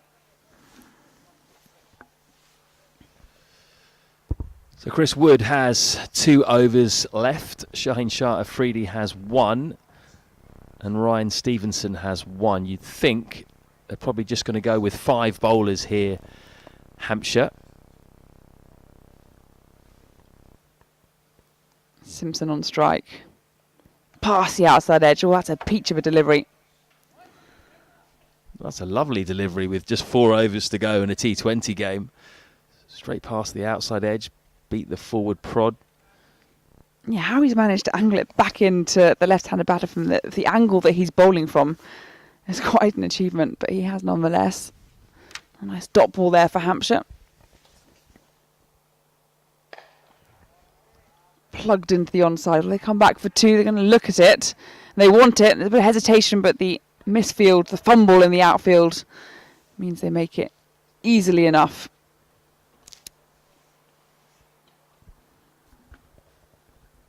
$115 for 4. Hampshire, I think, feeling the more comfortable of the 2 at this stage. I think so. But a lot can happen in 3.5 overs, that's for sure. Simpson making room for himself, plugged it into the onside. It's going to land just short in front of Fuller. Hung in the air for a while. Wonder if he was going to get underneath it, take the catch. Couldn't get there in time. You've seen Simpson be proactive since he came to the crease, making room for himself, going both sides of the wicket, depending on what he feels is going to come down at him. And that's what Middlesex have to do here, really. Just be a bit inventive. They need a big over. 1 big over can get them going here. They need a 15 over, 18 over, just to get them up towards that 150, 160. back down the crowd immediately. Anderson shouting 2. And they come back easily enough. A lot of work to be done in the outfield there by Stevenson, running around from a wide long on position. Or long off even to the right-handed Anderson. 118 for 4. Final ball of this 17th over still to come. Here comes Wood. Big flash outside off stump, and I think Anderson moving across his crease meant that the umpire decided he couldn't call it a wide, even though it was angling away from the batter and he had to reach for it, but it flew over the top of the outside edge, and it means that Middlesex are 118 for 4 after 17 overs. So that is the Compton stand, I believe, which is currently being renovated and redone and increased in capacity. So it's a bit of a building site at the moment. There's the media centre, which we all know very well, and the Edrich, both looking, well, they're well on the way to their change, that's for sure. It's going to increase the capacity here at Lord's to over 30,000. They're going to have restaurants in there. Going to be just better and more modern stands, really. And as you can see from the lower part of the stand, a lot more seats down there as well that are going to be in the sunshine, which was perhaps the issue before. Can't wait for those to get finished. Shaheen Shah Afridi running away from that nursery end. Top ball to start with. So he is the one Hampshire bowler that's been a little bit more expensive through this inning so far, going at just over 9s per over. 0. No wickets for 28 from his 3 overs so far. But Matt, as you said, I think I'm going to settle for the same 5 bowlers to finish these things off. This is thrashed back down the ground, hit hard by Simpson. But there's a fielder that's straight enough at long off, and he means he's going to have to settle for only the single. And I tell you what, he hit that pretty hard back at the bowler. Shaheen having to take some evasive action to avoid it hitting him. Still on the hunt for his first wicket in this tournament, Shaheen. He's got 4 more balls to get one in this game. Certainly has been perhaps the weak link today for Hampshire. Anderson, streaky inside edge, makes its way down to short fine. Still after that elusive first wicket then, 120 for 4. Stuart Law there, Middlesex coach, pondering over his white ball team. Red ball stuff done and dusted then for Middlesex now this season. Got the luxury of being able to concentrate entirely on this white ball campaign. Shaheen dug out nicely by Simpson. Out to long on, just the single. He looks pensive, Mr. Law, doesn't he? He's thinking, what do we need here? What's going to be defendable? Well, that's it. I think we're also thinking we've seen a lot higher scores on this ground in the few matches that we've seen played here. But it does look tricky out there in terms of the pitch just holding up a little bit. But has it been the bowlers? Has it been the pitch? Here comes Shaheen around the wicket and bowled him. The first wicket in the Vitality T20 blast for the young Pakistani bowler. And we see his trademark celebration, both arms aloft. Shaheen Shah Afridi has bowled Martin Anderson. Middlesex find themselves 121 for 5. Well, that's a nice sight to see for cricket fans around the world, not just Middlesex ones. It was a popular wicket as well amongst the Hampshire players out there. You could hear them all running to Shaheen straight away as soon as he hit those stumps. Big cheers going up. There was a sort of semi-relieved celebration from him, reminiscent of Shahid Afridi, actually, with 2 hands pointing up to the sky. Martin Anderson just making room for himself and trying to get that ball through the infield. But Afridi is pretty good at bowling Yorkers, isn't he? It's one of his specialities. he is a quality bowler. Forget about his stats so far. And he'll be relieved that he's finally got on the board for his new club. Well, he's got one more go at it, one more ball in his 18th over. And it's Tom Helm who's to the crease. And I tell you what, Tom Helm did pretty well to get his bat down at that one. Another nice full delivery from Shaheen Shah Afridi, but he finishes his spell then, 1 wicket for 31 runs after 4 overs, and Middlesex find themselves 121 for 5 with 2 overs left. What are we looking at? Still that 150 mark? I think 150 they'd bite your hand off for now. Middlesex, that was a fantastic last over by Shaheen Shah Afridi. 150, that's going to be 29 off the final 2. I think they'll probably have to downgrade what they're looking at now. You're looking at 140, 145 maybe, if Simpson can have a good over here. Oh, it's Chris Wood through to Simpson, and he's got an inside edge on that. It's run down beyond the reach of the wicketkeeper, diving to his right, and that will help things. 4 runs to the total, 125 for 5. Yeah, definitely needed that one. Just got a bit of bat on it, did John Simpson. It's exactly what he needed to do. And this is the one where Middlesex would love to go big, just to take the pressure off in the final over a little bit. Full toss off the legs of Simpson.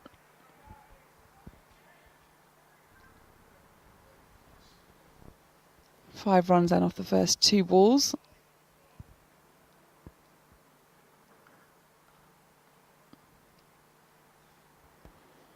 Nice calm breeze filtering across the Lord's outfield. A masthead and flag on top of the grandstand, nicely horizontal, and see the wind fluttering through it. Nice cricket weather. This is driven hard down the ground by Helm, and he's off the mark, almost run out of his first run, but the throw was wide. I think it was quite close though, judging by James Vince's reaction. It was a pretty quick pick up and throw. I think he felt that he almost pulled off a pretty sensational run out there, right on the edge of the 30-yard circle.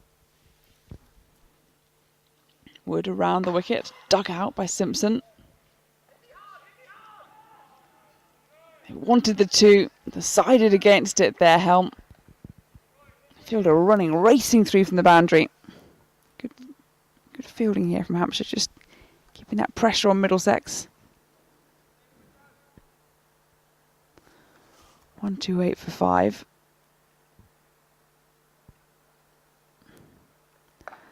Wide, full delivery, flayed out into the offside, down to third man, and there was a bit of miscommunication there. I think Simpson had thought about the single, then they'd almost caught each other's eye in the middle, and both had just sort of stumbled back to their crease. That's a missed opportunity, I think, there for Middlesex. They'd like a 4 or a 2 or a 6 here. I think Middlesex keep John Simpson on strike for the final over. This is the one where you want Helm just to have a bit of a swing, try and get it away, and then Simpson hopefully take strike for the whole of the final over. Final delivery of this penultimate over, and Helm gives himself room. And they're looking for the 2, try and keep Simpson on strike, and they do find it. Good running that. Good running back into his crease. 130 for 5 then Middlesex. Simpson there on 20, Helm on 3, and they've got 1 over left, and I wonder if we'll see Ryan Stevenson take it for Hampshire. Yep, Stevenson is the last of the 5 bowlers used so far who hasn't bowled his 4 overs, so looks like he's going to be the man to finish things off for Hampshire. Chris Wood, 4 overs, none for 28. Tidy as ever. And in general, you'd have to say that Hampshire have bowled pretty well so far in this innings. They haven't given Middlesex too much to hit. The pace-off seems to have worked very well with Ian Holland. 4 overs, 1 for 25. And obviously the spinner Mason Crane, 2 for 20 from his 4 overs, being the 2 pick of the bowlers so far. But if Middlesex can somehow get a big over here, 15, 18, 20, that does change the whole complexion of this innings. And John Simpson is the man they are relying on. 20 of 15 at the moment, vastly experienced. Full toss, thrashed back down the ground, and that's exactly what Middlesex were looking for. Simpson getting fully hold of that. It's 6 runs, it's the third 6 of the innings. And it brings Middlesex then a good start in this final over, 136 for 5. That was a big blow. That went straight over the sight screen at the nursery end and into the building site. So I think we're going to have to find another ball there. It was a full toss, but John Simpson getting plenty of power on that. Yep, I think you're right. There's no case of fielders being able to climb into those stands, strictly off limits. And indeed, we're seeing just down below us to our left, that box of balls being brought out and displayed to the umpire. So a little pause in proceedings. As Middlesex, Simpson there ponders his next move. How can he follow that one up? It's a nice gift though. Low full toss. Sometimes low full toss is the one that do it for the bowling team at the end of an innings. But this one was just enough for Simpson to get fully underneath it and muscle his way back over the bowler's head. Stevenson under pressure though now. Simpson gets down on one knee, carves it into the offside. Have to settle for the single. Almost struck it too well. Means Fuller feels on the cover boundary edge, and Helm back on strike. 7 runs so far off his final over. 4 balls left. I think Simpson's saying to Helm there, just get some bat on this one. Plenty of space out on the leg side. Everyone out on the boundary out there. And we'll get at least one. He wants to get back down on strike. Helm knocking the ball into the onside. Out to long on. He's done his job. Rotated that strike. Simpson's back on. 3 balls left of this final over. 138 for 5. What can Middlesex bring it up to?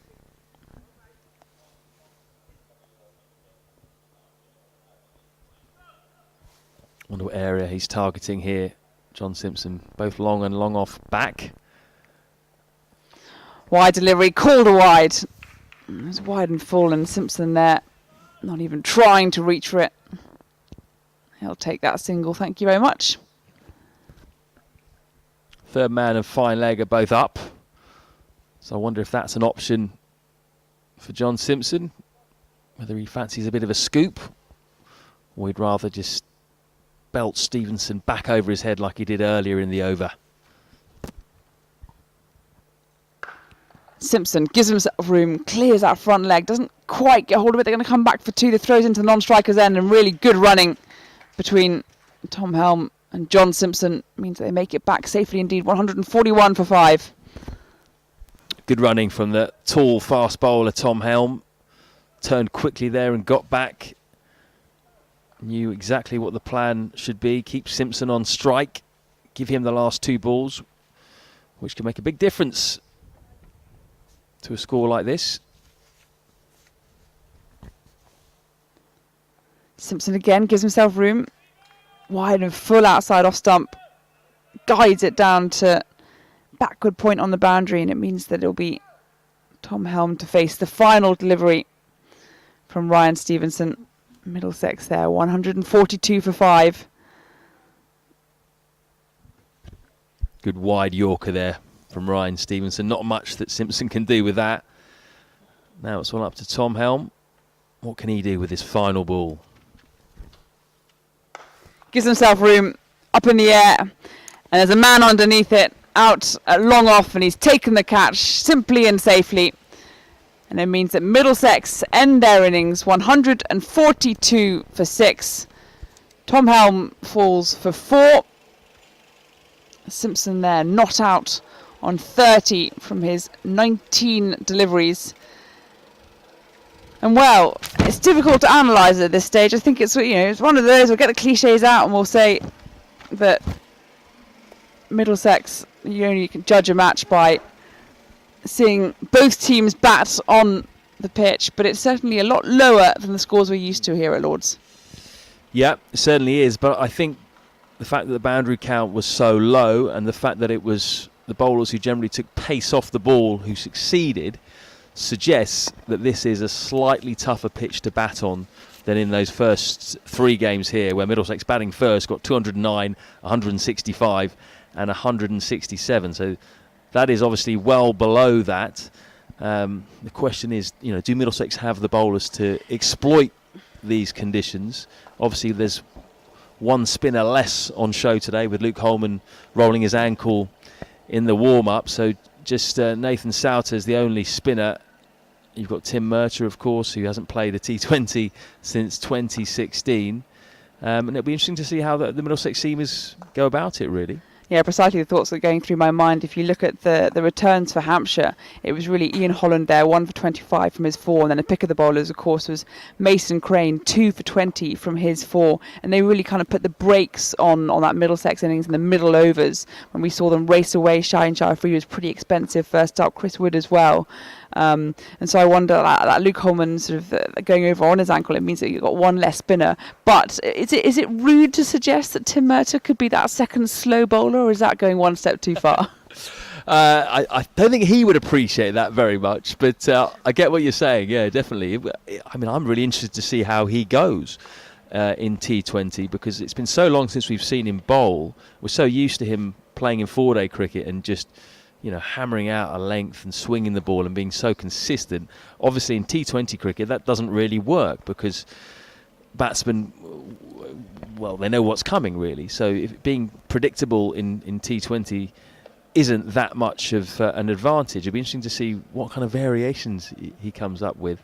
But again, I presume he'll open the bowling, and when you open the bowling, you can bowl like that for at least the first over or two. Just take you through that Middlesex scorecard then. Stevie Eskenazi and Max Holden opening things up at the top of the innings. Eskenazi going from 33 from 28 deliveries. Top scoring, in fact. Holden there made 12 from 10. Dan Lincoln came in, gave the ball a good biff. It didn't really get into his rhythm. 19 from 24. And then the young Jack Davies came in and was run out by Ryan Stevenson. Just as he was getting going, in fact, 23 from 18. Looking good, certainly one for the future. Martin Anderson, similarly with Lincoln, struggling really to get momentum. He was the first victim in the Vitality T20 blast for Shaheen Shah Afridi. Anderson falling for 12 from 15, and then it was a nice cameo at the end really between Simpson and Helm. Simpson ending unbeaten on 30 from 19 deliveries. Tom Helm falling the final ball of the match. But so everything to play for here at Lords. Middlesex finishing their innings 142 for 6.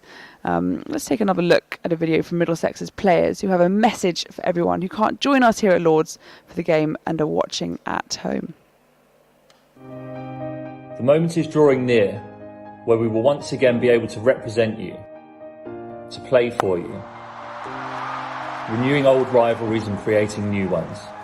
Inspiring a new generation and remembering the past, while never forgetting our heroes who have sacrificed so much to bring us back together. The walk to the ground, the meeting up with old friends and the making of new, the fireworks lighting up the Thursday night sky, may all have to wait for now. But we know that until you are back in the stands, you are with us, in the changing rooms, in the slips, in the dugout, down at the other end.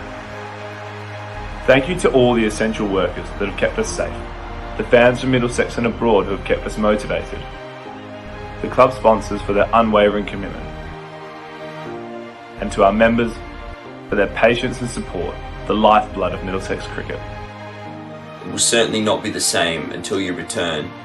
We hope you join us for every match, Every ball, every wicket, every 4 and 6, delivered to you with our new enhanced broadcast live. Middlesex cricket is back at the crease and we cannot wait to welcome you back.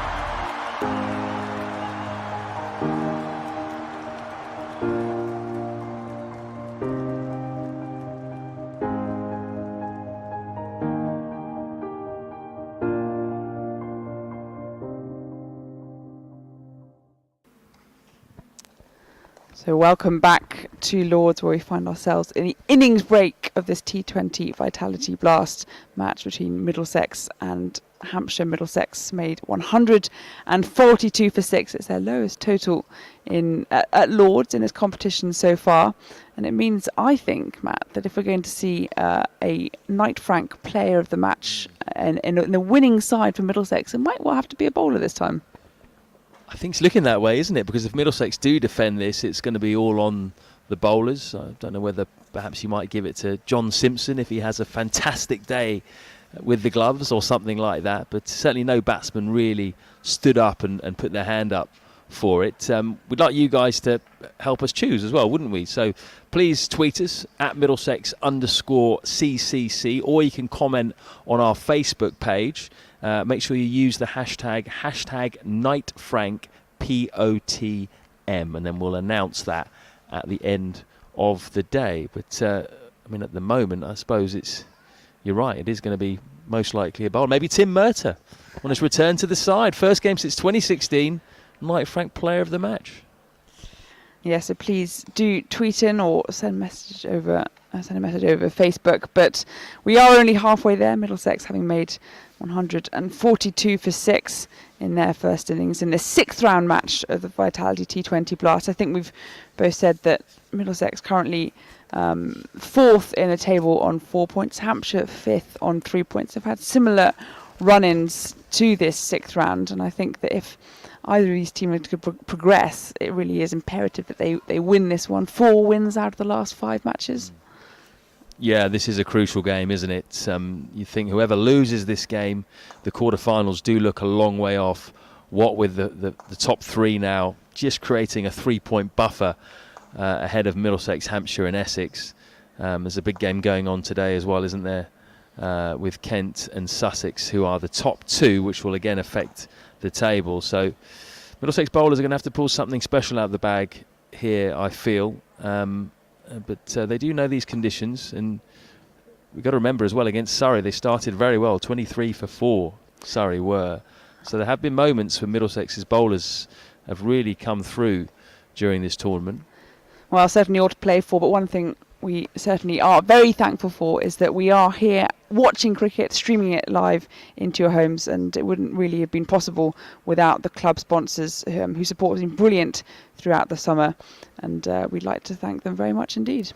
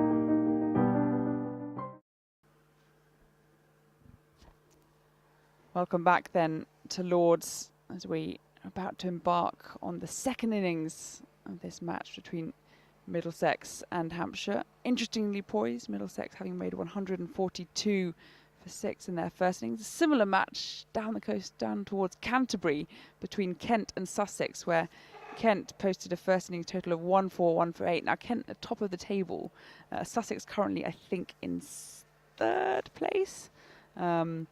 And so you kind of think that we want Kent to win that just to get to the top of the table and run off away with it, and give Middlesex, currently lying in 4th position underneath Sussex, with a little bit of room to manoeuvre. Yeah, I think both Middlesex and Hampshire probably want Kent to win that, and then they can just move ahead of everyone else and perhaps take the top spot, and then hope that they can catch Sussex, who have got 7 points at the moment from 5 games. Middlesex, as it stands, have 4 points. Hampshire have 3. So if Middlesex win this and Sussex lose to Kent, they'll just be 1 point behind. They're going to have to bowl well, though. And it's Tom Helm who will take the first over, coming into Tom Alsop, who's opening with James Vince. And he beats the bat straight away. Just outside off stump. Alsop has a bit of a fiddle.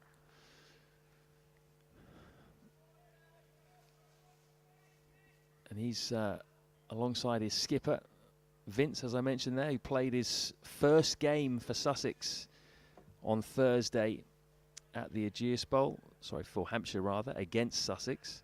Just had his second child. Didn't play any Bob Willis Trophy either, so he is a big danger man for Middlesex to get out today. Oh, a nice bit of bowling from Helm, bit of bounce. Almost cut the batsman in half as well, seam back into him. And significant bounce as well. We didn't see too much of that when Middlesex were batting, but of course Middlesex do have two exceptionally tall fast bowlers in Tom Helm and Stephen Finn. There's no one that height in the Hampshire attack.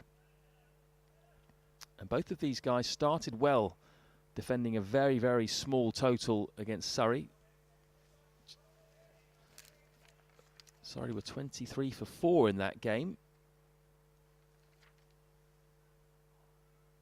Good start to Vince as well. He lets it go through.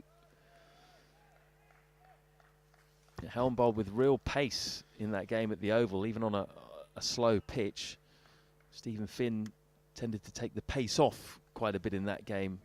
Two very different approaches.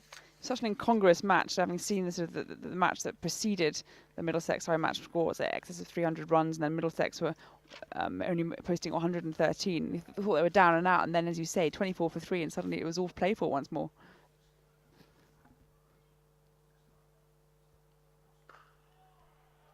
Another dot to Vince, trying to thread it through the offside. Helm's got one slip in place. 4 men on the offside in the ring. And the 2 men on the boundary, third man and deep square leg.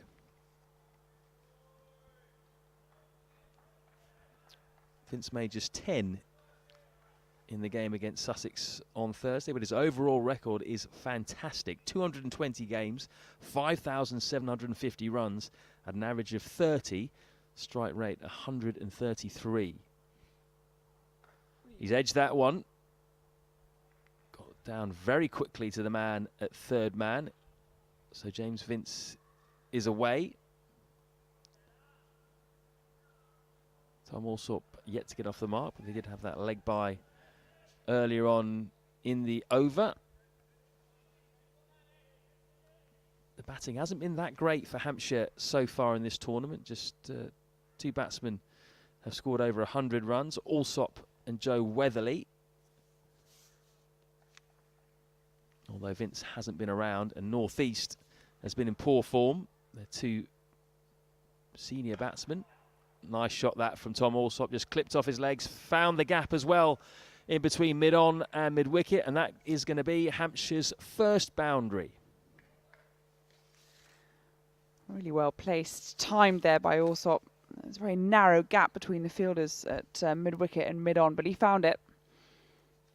And we talked about how dangerous Eskenazi and Holden have been for Middlesex at the top of the order, but I think this duo, Alsop and Vince just hasn't had the opportunity yet to show what he's capable of in this season so far.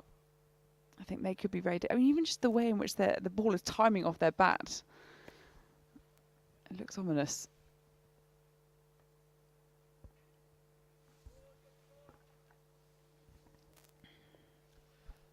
So it's going to be the evergreen Tim Murtagh to bowl the second over of this run chase.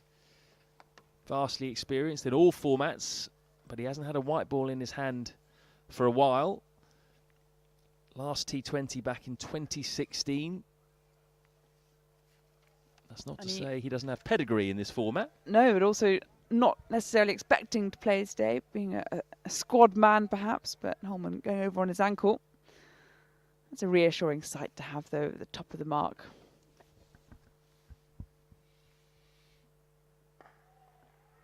Right on the money straight away.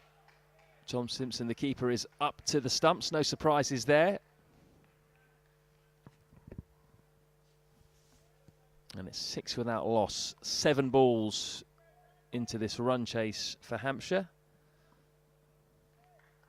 Middlesex can somehow nip out James Vince early. That'll be a huge boost for them.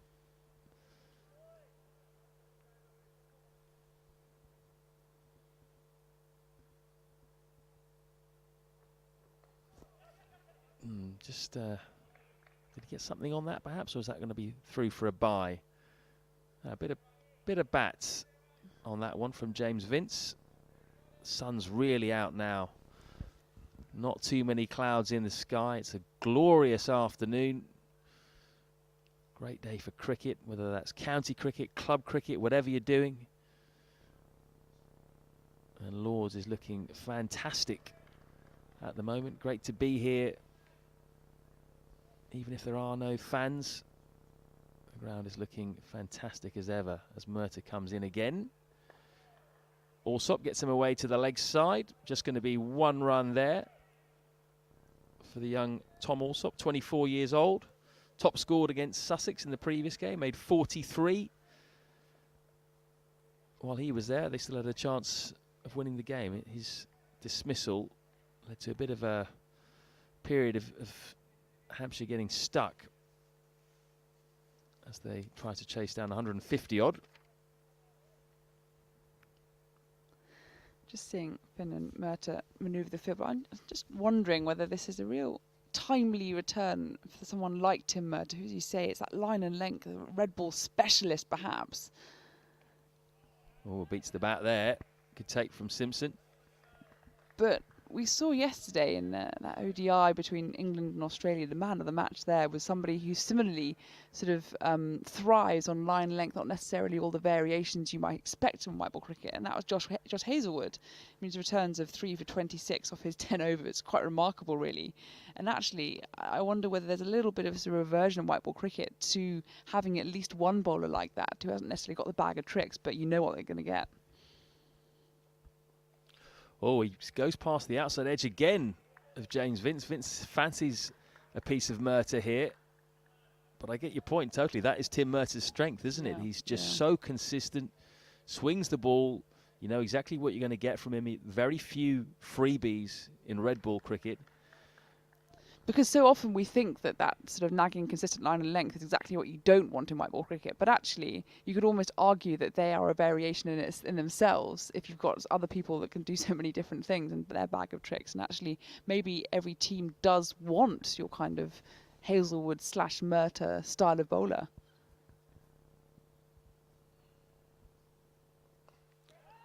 Oh, sent back. Could be a chance of a run out. Vince dives back in. But certainly Murtagh's consistency causing a few issues early on in this innings for the Hampshire openers. It's a tidy first over from Tim Murtagh. 8 without loss, just 2 from that one. I tell you what, Middlesex fans expect nothing less from the likes of Tim Murtagh. But haven't seen it for a while in white ball format. And now that red ball cricket is over for Middlesex for the season, he doesn't have to think about sort of saving himself for those fixtures. And this could be, yes, as we said, a timely return.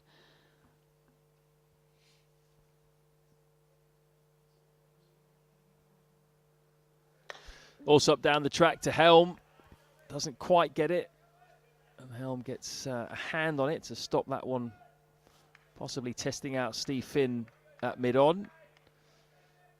But this has been a good start for the home side. Just the one boundary so far from Tom Allsop in the first over.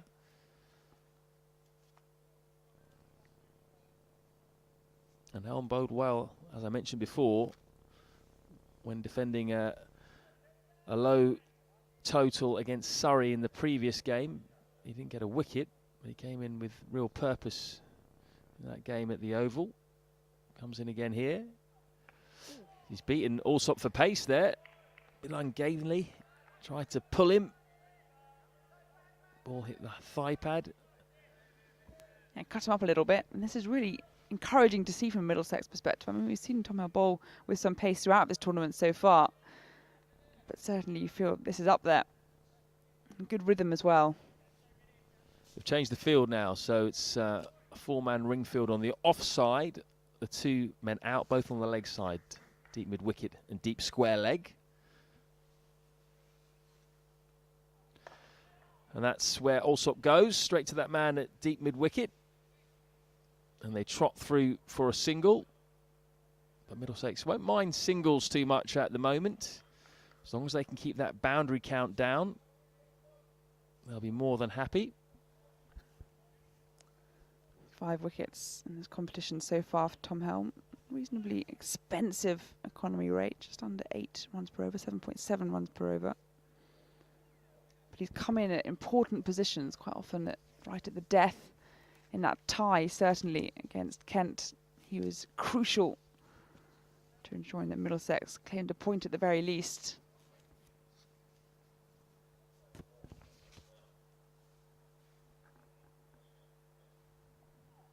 Yo, he's nicked that one, James Vince. He is gone. Tom Helm gets the big wicket of James Vince. Lovely delivery, good length ball.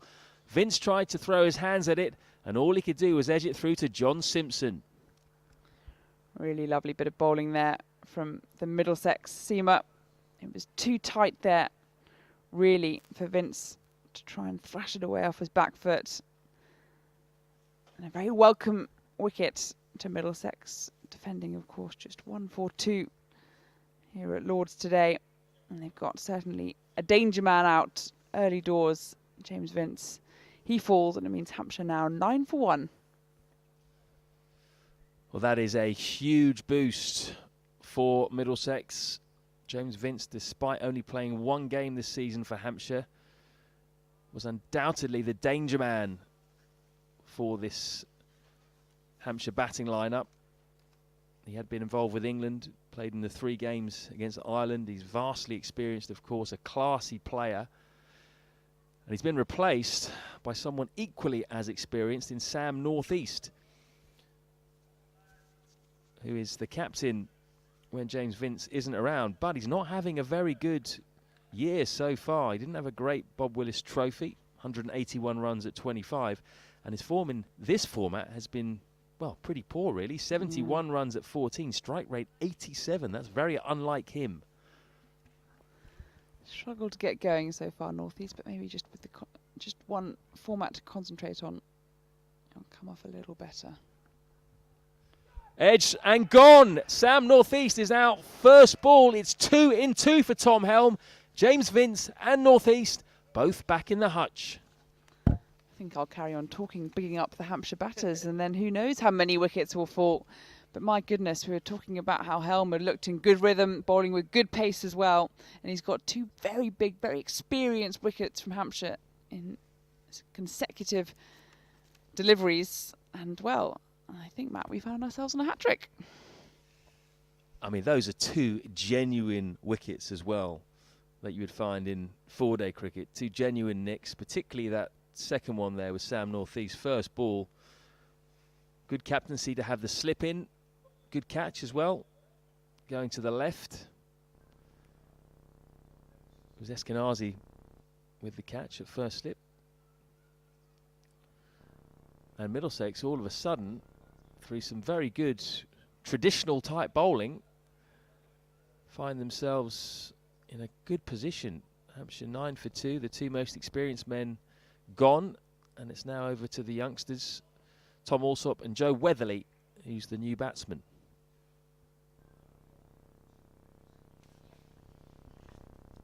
Weatherly's not had too bad a time of it so far. Underneath just James Fuller in the middle order in the Hampshire batting averages. Strike rate of 121, but Hampshire have struggled with the bat so far this season. And a lot of work for them to do if they're going to get anywhere near that 142 from Middlesex. Hat-trick ball then for Tom Helm. What can he do with this one? Oh, just blocked out by Joe Weatherly. But he did the right thing, Helm. Tried to attack the stumps. Great over. 9 for 2 off 3 overs.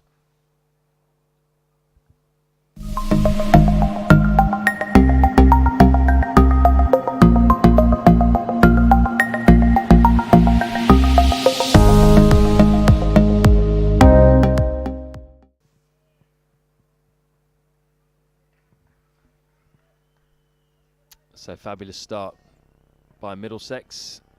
Tim Murtagh will continue with John Simpson up to the stumps. Tom Alsop will be on strike as the field is changed. A second man goes out to the leg side boundary to the left-handed Alsop. Inside edge is going to bring the Hampshire opener a single. He moves on to 7. The score moves on to 10 for 2. And Joe Weatherly's turn to face the music. 23 years old, top scorer in the Blast this year for Hampshire, 137 at 27, but he was also the leading batsman for Hampshire in the Bob Willis Trophy, and he was the match winner against Middlesex in that fantastic Bob Willis Trophy game at Radlett when he scored 98 and 64 not out to lead them home. Stumping chance from John Simpson. He was confident, but the umpire was not. It was Rob Bailey walking in. That was some nifty glove work behind the stumps by John Simpson. We know how good he is, how quick he is with his feet and hands. And my goodness, I wonder if he'd have liked to have had a second look at that one.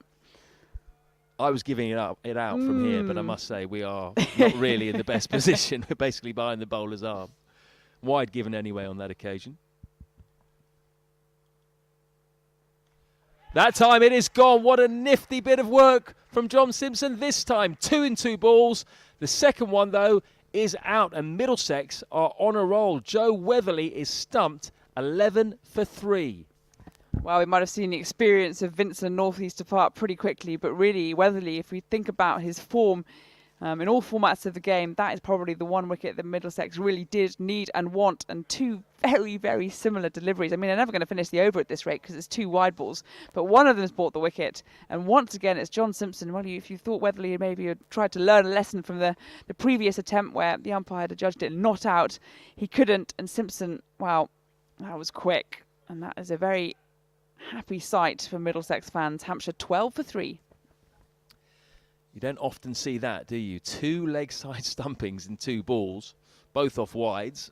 The first one not given because he'd got his foot back in, but you rarely see the opportunity to get a second chance in 2 balls. Simpson grabbed it with both hands, no pun intended, but it really was a quick bit of work that. You haven't got that much time. Joe Weatherly will be disappointed to have fallen over and out of his crease twice in a row, but you've got to take your hat off to the Middlesex man there. Well, Chris Wood then makes his way to the crease, and there's a hell of a building work needed. Fuller, in fact, at the crease. First ball for Fuller, squirts it through the offside. He's off the mark. They're going for 2 here, and they're going to get back for it as well. So, interesting move by Hampshire to promote Fuller. Could have gone with Lewis McManus or Ian Holland. Although Fuller is a genuine all-rounder in this format, you'd say. And he does know this ground very well. Ex-Middlesex player, of course, from 2016 to 2018. Doesn't bowl too much in T20 at the moment. He's only bowled a couple of overs this year. So perhaps becoming more of a batting all-rounder. Conversation between Steve Finn and the umpire Billy Taylor. Not sure what that's about.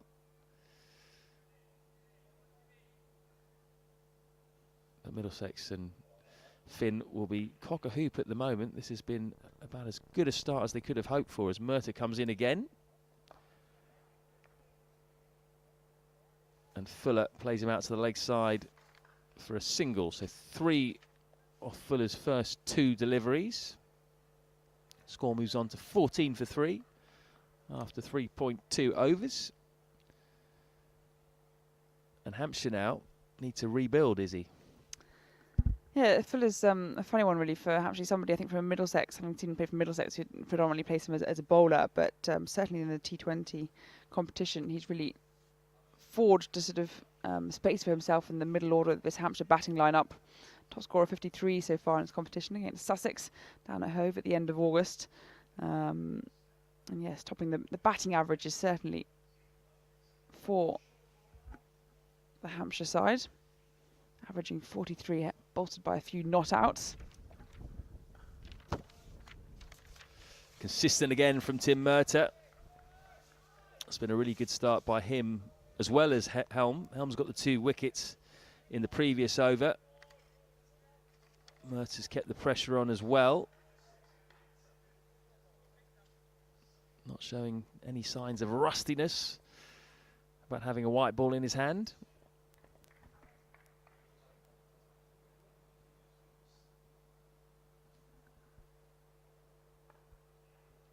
That'll be a single for Alsop, who now has quite a big onus on his shoulders. With Fuller coming in at number 5, you'd have to say is not a genuine batsman. Certainly all eyes will be on him to see whether he can get a big score and get a partnership going with either Fuller or whoever comes in next, as he did against Sussex on Thursday. One more for Fuller. He's done well just to knock it around since he's come in.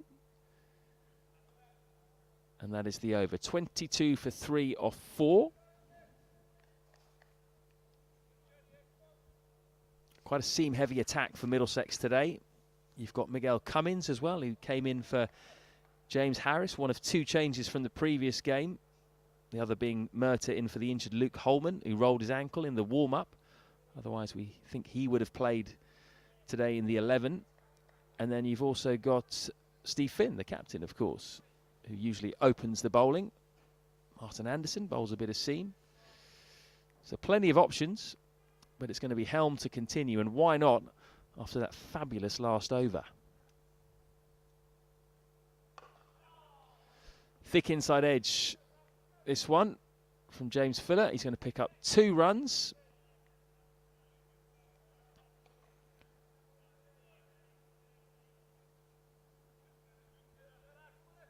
And Middlesex won't mind that too much. They just want to keep the boundaries down here, make sure that Hampshire don't get away. The pressure now firmly on the Hampshire top and middle order.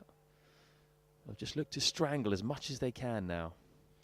Yeah, I think Middlesex know. I think there's always that stat flying around. If you get 3 wickets in the first 6 overs in the power play, then you're on a pretty good course for the win. But one more, they've got 2 overs left. One more and you'd think it's all in Middlesex's favour. 24 for 3, 142 the total made by Middlesex on what does seem to be a low scoring pitch. Slower one, difficult to get away. Of course, we've got the experienced leg spin of Nathan Souter still to come. Stephen Finn, who often makes an entry in the first over after the power play as well. Nicely clipped by Fuller. That's going to be a boundary. Just got enough bat on that to beat the man at short fine leg on his inside. First bad ball from Tom Helm in a while, actually, that one. And that will bring some welcome relief for Hampshire. They still have a lot of work to do here, though. They just need a partnership. Middlesex will feel that with the 3 wickets down, this is an opportunity to bring that run rate down as well.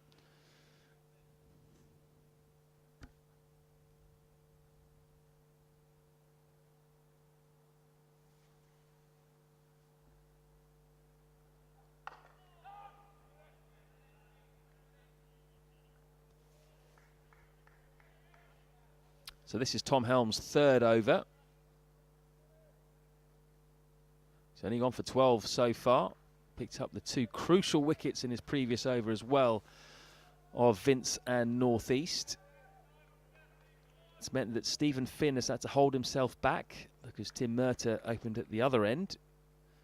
Wonder when Finn will come into the attack, possibly to replace Helm. And that's going to be a leg by.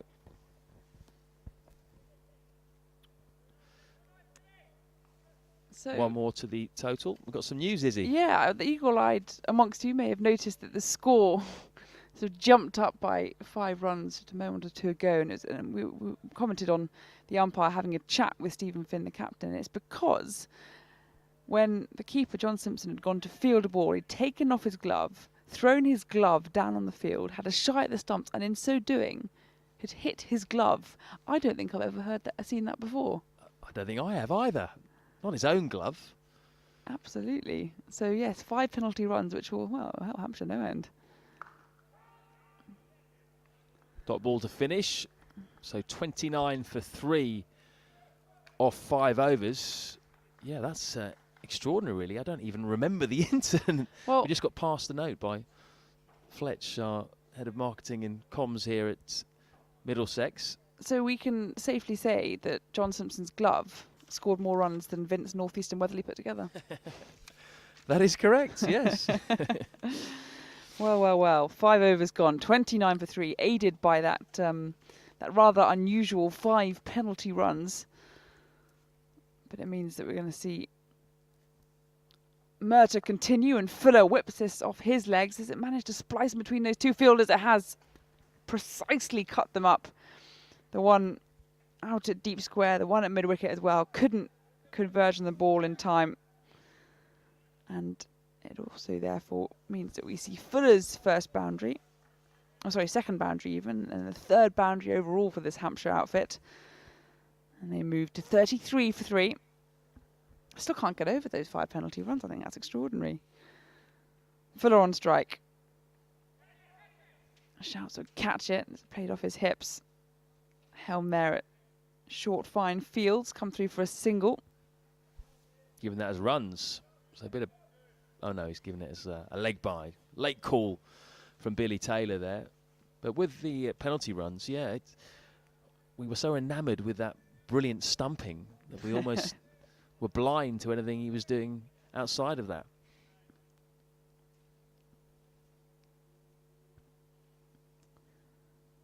Murtagh over the wicket. This is turned off the hips by Alsop for a single.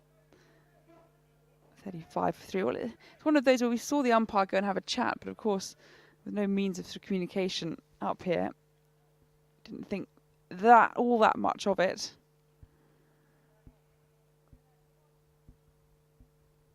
But a few more to the total. Fuller, currently the top scorer for the visiting outfit, 14 from 10. Here comes Murtagh. Outside off stump, dot ball. Tell you what, Tim Murtagh's going to bowl 3 overs here and Helm's going to bowl 3. It's not often you see 2 bowlers bowling in the power play anymore, 3 at both ends. But that just goes to show how well Middlesex have bowled. I was going to say they're normally pummeled out of the attack at some point. At least one of them is. Batters pick one to go after, try and create a platform. But they bowled so well in tandem. It's just prodded down for a single. Some muted applause. A few claps from the Hampshire balcony. But I think they know there's batters that have their pads on waiting to come in. They've got huge task here at hand to chase down Middlesex's total of 142. Final ball then. The 6th over. Tim Murtagh, top of his crease. Full toss, whipped into the onside. Nicely fielded by Souter out at deep square leg, and it means that Hampshire finished the power play, finished the 6th over with a single, and therefore Hampshire now 37 for 3.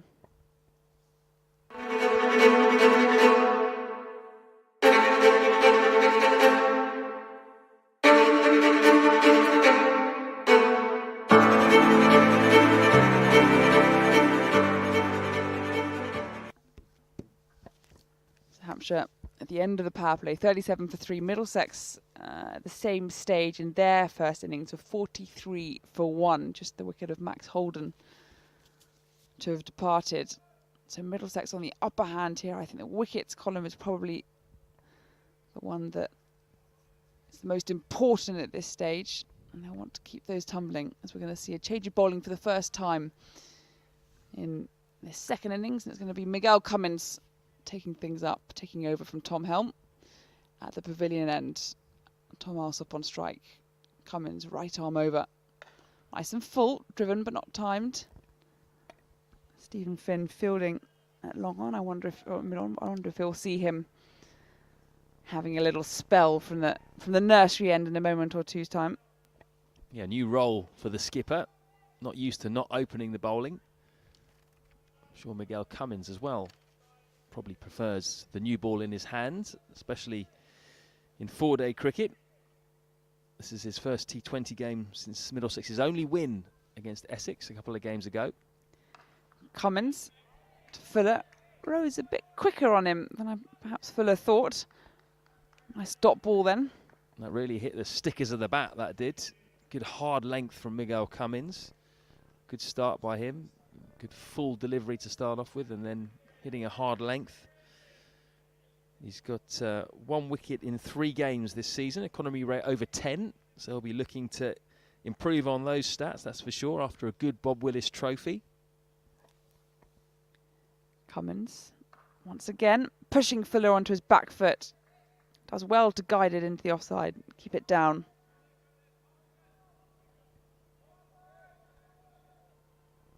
Very vocal there in the field today, Middlesex. They can sense they're on top, they'll want to keep that momentum.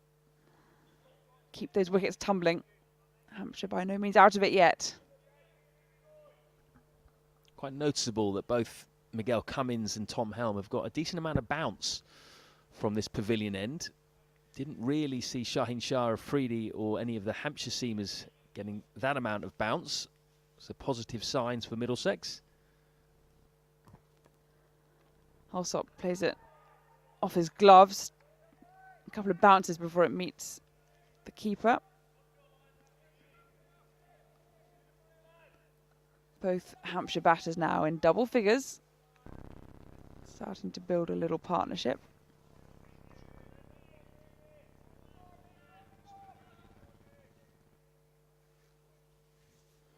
.26 runs between the two now. It's getting a bit irritating for the home side. Here comes Cummins. Nicely played off the back foot by Alsop. Souter has lots of ground to make on that cover point boundary, and he makes it in the end. Stops the ball before it reaches the boundary rope. Nice bit of fielding. 41 for 3.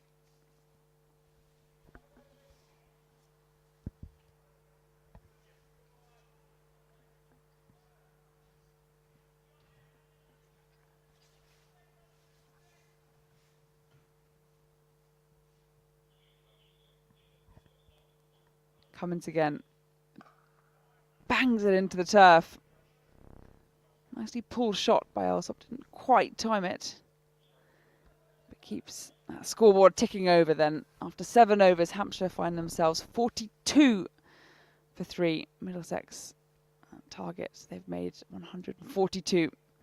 Interesting match we're settling into here. Middlesex still on top, but Hampshire forming a nice, useful partnership. Lively start of that by Cummins. Neither Hampshire batsman looked very comfortable against him there. Got some steepling bounce. And we now see, for the first time, the leg spin of Nathan Souter. Could be a very important role for him today with no Luke Holman around. So he's the only spin option. He is the senior spin option anyway. Bowled very well against Surrey. 2 for 16 in that game. Found quite a bit of turn. Whether this pitch will be as conducive, we're not quite sure. Also up there, pinning the ball down to cover point. A single off the first ball of Souter's spell. Bit of news down from Canterbury. Sussex, I'm afraid to say, for Middlesex and Hampshire fans, I guess, are cantering away. Luke Wright is 40 not out. He's having another fine season, as per usual. Sussex skipper. And they're 64 for 1 after 7 overs, chasing just 141.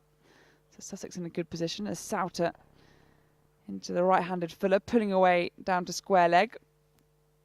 Another single. Another rotation of that scoreboard.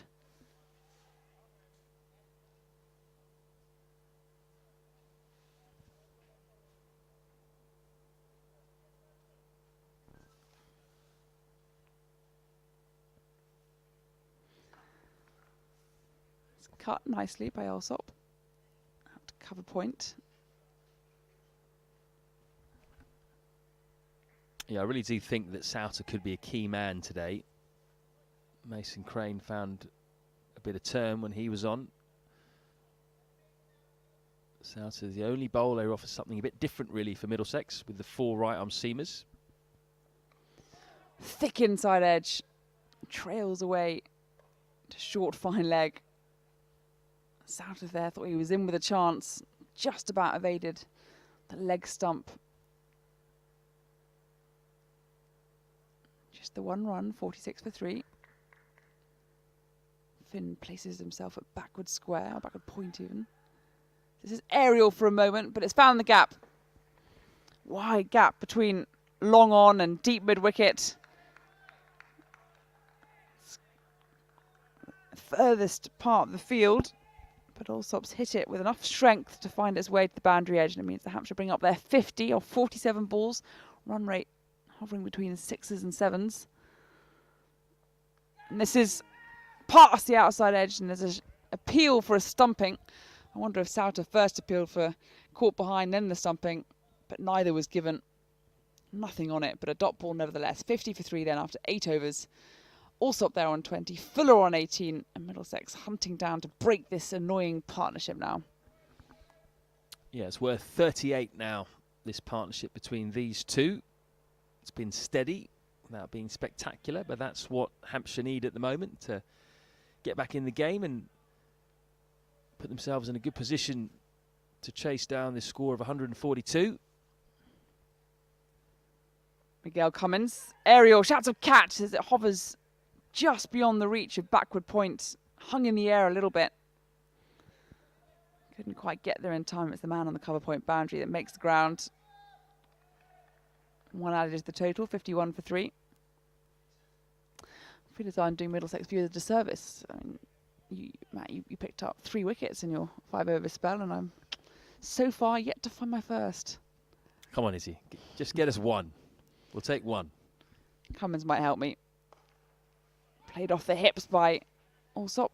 Looking for the 2. They're going to come back pretty quickly. It's going to be fine. An appeal for a run out, but I think Alsop made his ground. That was pretty quick between those wickets. Tom Alsop is rapid. I must say, I thought he was second favourite there when the ball was in Dan Lincoln's hand. Throw wasn't a bad one either, but he got across the 22 yards very quickly indeed. It is a long way out there, so you can get 2 out on that side towards the grandstand. But this has been a good start by Cummins.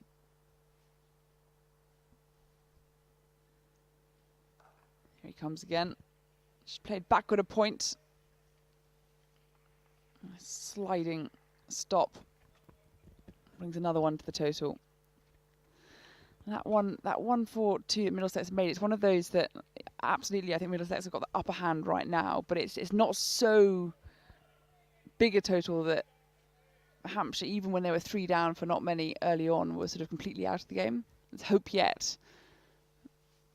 Makes it for all the more an intriguing contest as Fuller plugs it into the onside, and it brings his score into the 20s. He's on 20 now from 18. Also up there 23 from 23. Run a ball. And this is the partnership that needs breaking, and breaking pretty quickly to put Middlesex back on a more comfortable footing.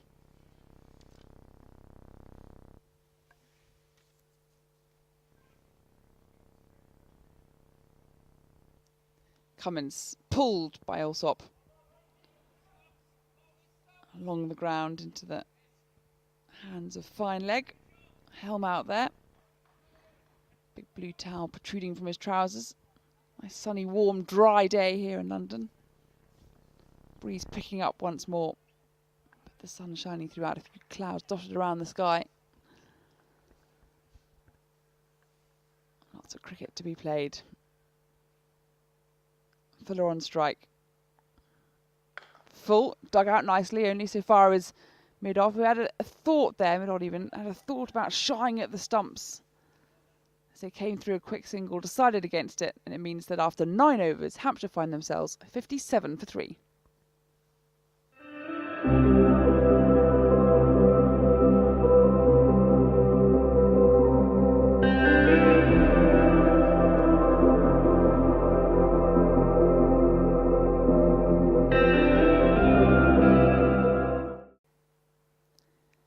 Hampshire then 57 for 3 after 9 overs, chasing Middlesex's 142. And for the first time this afternoon, from the familiar nursery end, we're going to see the Middlesex captain, Stephen Finn. Having a great tournament is Middlesex's skipper. 9 wickets at an average of 12. Economy rate 6.75. He's right up there with the leading wicket takers in the competition.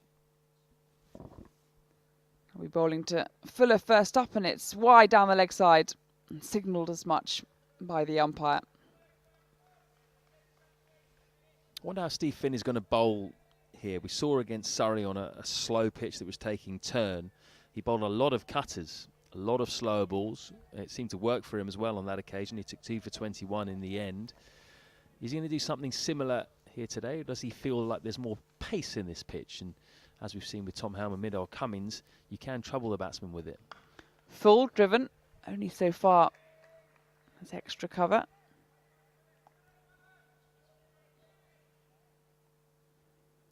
Still hearing that encouragement from the fielders. 1 wicket will make all the difference here. 58 for 3.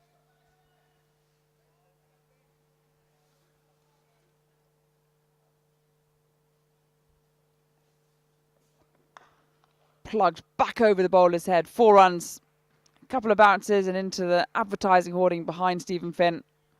It's a nice looking shot, just over pitch slightly there for the Middlesex captain. Has 4 to the total, 4 more to that of Fuller as well, and it's a 50 partnership between these two. Allsop's contributed 25, Fuller 17 of 38 deliveries. And it's gone from mildly irritating to possibly threatening. Finn, back of a length, hasn't got hold of this, and the ball is hung in the air but landed just short of Dan Lincoln running in from the mid-wicket boundary. Didn't get hold of it at all there, Fuller, because the field was pushed so far out, and that boundary is pretty far down that leg side. It fell safe. 63 for 3 then, Hampshire. 143 needed for the win. Approaching the halfway mark.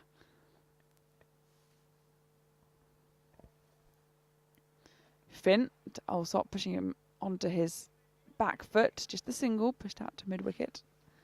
So that the last wicket to fall came in the very beginning of the 4th over.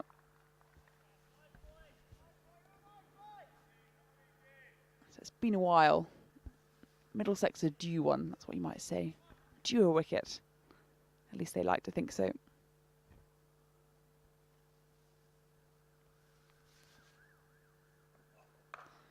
Real effort ball there from Finn. Short. Banging it down into the turf, but even that one, it's sort of slow and older pitch. Gave Fuller a bit of time, again not quite timing it, but enough for the single. 8 of this opening Finn over so far.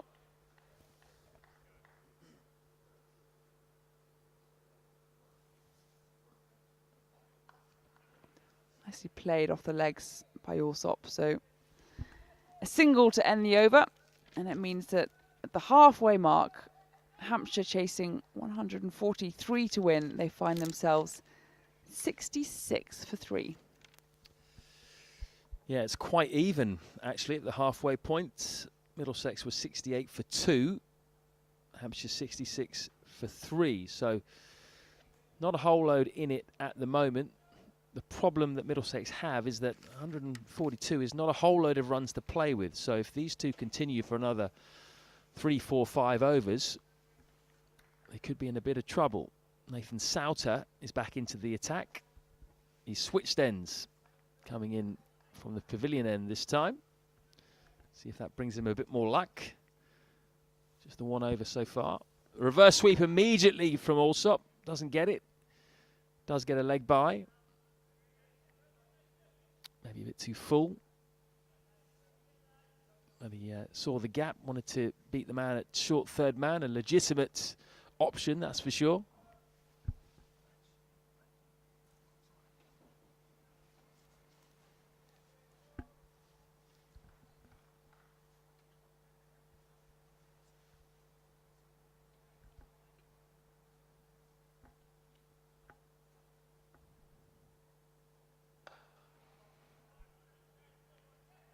Another single to the total. And Hampshire just chipping away now at this target. These two doing a good job for their team, just getting them back into it. And they could get 2 here. That's the call from Tom Alsop. They are going for 2. He's quick, Alsop. And Fuller's quick enough to get back as well. So they've really worked the bowlers around well over the last few overs. Haven't hit a whole load of boundaries, but they haven't needed to.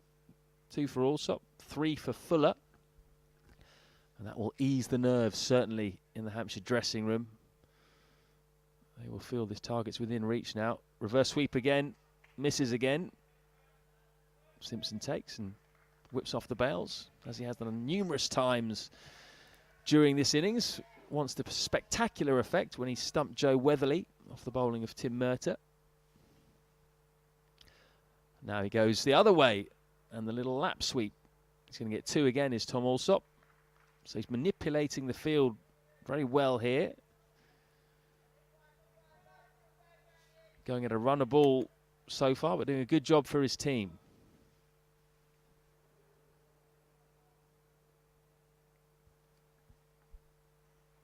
Down the track this time. Gets to the ball before it pitches. Toe ends it. Still gets a single out to Miguel Cummins at long on. So that is the end of Murtagh's second over. 73 for 3 off 11. 70 to win off 54. As the players take a brief break to sanitise. Who are the favourites right now, do you reckon, Izzy? Ooh, that's a good question.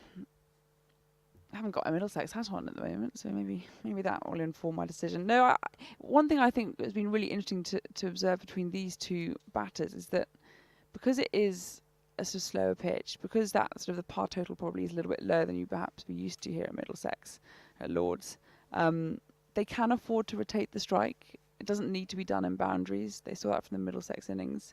And I think the biggest danger for them really was just those regular wickets falling. And yet now we're just seeing an irritating partnership because it just keep on plugging, chipping away. It's not being done in big blows, but they don't need to.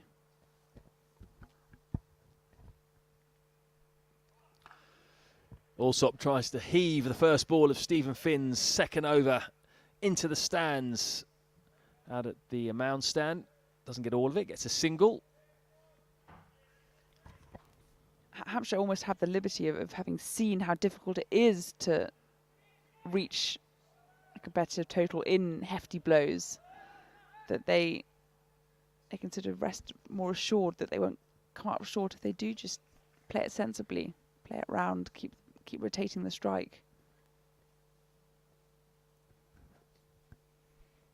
Bouncer from Finn, well hooked by Fuller. Bit of work to do in the deep, and it's done well to keep Hampshire down to 1.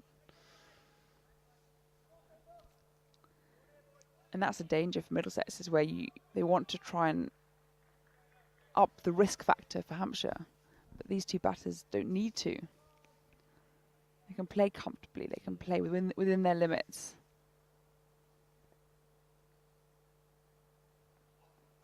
Pace off from Finn. Suspect we might see a bit more of that in his final few deliveries. The issue for Middlesex right now is that they just haven't got that many runs to play with. So once you do get a partnership like this, you do have to break it, because if you don't and they bat for 10 overs or so, the game can be gone. And that's it. I think it really is. It's wickets going to win the match here for Middlesex. So I almost suggest they need to take a few more risks, even if that does mean a few more runs coming from it. Bouncer again from Finn. Hooked in the air again, just short of Max Holden, who returns the ball to John Simpson. Another single. Having said that, hasn't quite got to panic stations just yet. And they still need to go, what is it, just under 8 and over. Required rate 7.9 at the moment. So a couple of good overs, and all of a sudden the pressure is back on these two batsmen. If you can get the economy required up to 9 or so. That's a good bit of fielding there. Excellent from Nathan Souter at gully. Sorry, Max Holden rather. Very good. Saved 4 there. Yeah, really athletic there from the young Middlesex batter. Flying to his right. Certainly stopped the 4.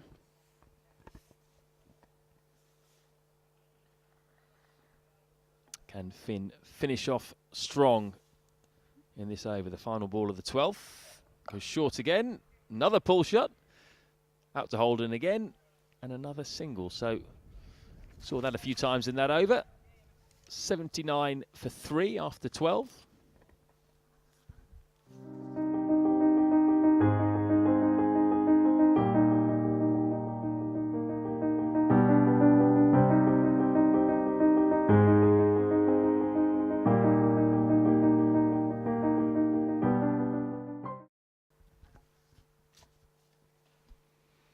So it's really bubbling up nicely, this game, isn't it? Could be a really tense and tight finish, with both sides desperately needing to win this game to close the gap to 3rd place in this South Group. They're both off the pace at the moment. Middlesex 3 points behind, Hampshire 4 points. Tim Murtagh back on for his 4th over. Big hack from Fuller. Mercer's been excellent so far. 3 overs, 1 for 17 on his return to the T20 side. Sure, he wasn't expecting to play too much white ball cricket this year. Hasn't played a T20 since 2016. But it's a selection that's worked out so far. He was brought in with Luke Holman pulling out early, having sprained his ankle in the warm-up. Slower ball. Murtagh, no single there. Eskenazi's very tight there at a sort of short cover. Murtagh showing a bit of variation, as you have to in T20 these days, particularly in the middle overs.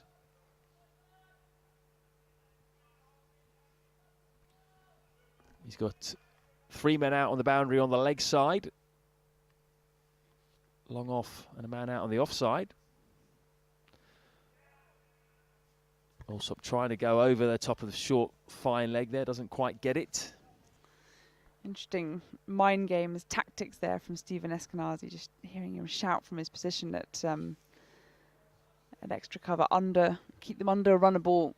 That required run rate hovering between 8s and 9s per over. So they can't do it in singles. And Eskenazi just making sure the Hampshire duo are aware of that.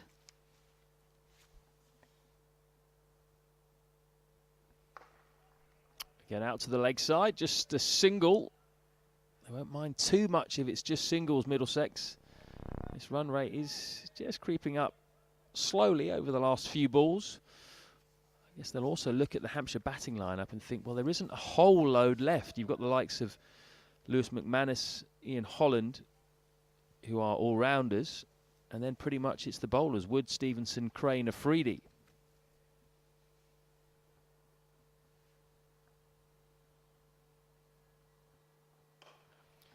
Works into the leg side. There's Alsop, looks for 2, but he's not going to get them. That one straight to Dan Lincoln. And this has been a good over so far by Tim Murtagh. This will be his final delivery on his comeback to the side. He's done a really good job so far. He'll want to finish off without a boundary here. Maybe even a wicket, who knows.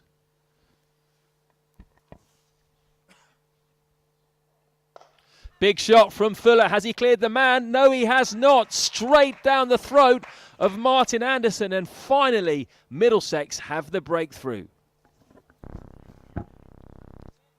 Yeah, brilliant wicket from Middlesex. Just at the moment they need it. This partnership had almost lasted a full 10 overs between Fuller and Alsop. It was certainly very irritating indeed. It had spanned, 72 runs between the two of them. But Middlesex, all the while knowing that as that run rate maintained itself above 6 runs per over, they couldn't carry on really Hampshire doing what they were doing, which was playing the ball around. We haven't seen many boundaries so far in this game at all, certainly not in the Hampshire innings. And I feel that they knew, or at least they wanted to make sure Hampshire knew, that at some point they were going to have to start accelerating. And Fuller there, perhaps just trying to get things going. He couldn't get hold of the ball fully, and means it was taken nicely on the boundary by Anderson, and Murtagh takes his second wicket, and it means that his figures read 2 for 20 off his 4 overs. Great return to the side for the veteran Tim Murtagh. He'll be very happy with his day's work. Lewis McManus, the new batsman for Hampshire, their wicketkeeper, 25 years old, 56 runs at an average of 11, strike rate 84 in this year's competition. So he hasn't had too much of an opportunity, he hasn't scored particularly quickly either when he's come in. This is a crucial innings required of him now for Hampshire. Cummins having switched ends, beats the bat of Alsop straight away, and that required rate inching up towards 9 runs and over now. Middlesex will hope to use that wicket to really keep dragging that run rate down and pushing the required rate up. Really was a crucial wicket, that. Alsop goes across his stumps, pulls straight to long on. They take 2. Good running again. He has run well as Tom Alsop. Playing a similar knock to the one he played against Sussex actually on Thursday. He's on 36 off 38 today. Not scoring as quickly as he did on Thursday, but he played the major innings then, made 43. Didn't go on, and Hampshire lost the game. He's pulled this time. Is that going to clear the man? Yes, it is a 6 for Tom Alsop. Lovely pull shot, targeting the short boundary. Yeah, big crack of the bat there from Alsop. Very quick hands, rising onto his back foot. There's 2 fielders out there, one at deep backward square, one at deep mid wicket. It's a shorter boundary, certainly. And you got enough pace on it, enough height for it to clear the boundary rope and cascade into the advertising hoardings. First 6 of the Hampshire innings, that. Came at a good time as well. This time he's driving square as Alsop, straight to Dan Lincoln on the offside boundary. So he gets the strike, gets the single, gets McManus back on strike for his first ball.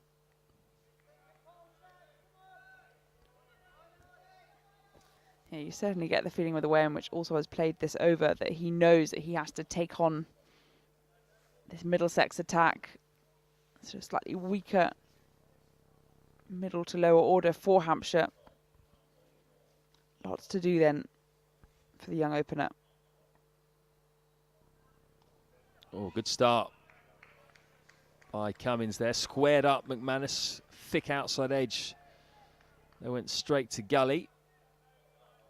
Middlesex would like to bowl a few balls at the new batsman here. Just dot him up a little bit.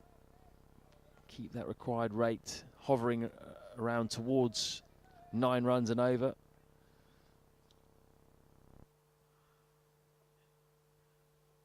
Bouncer.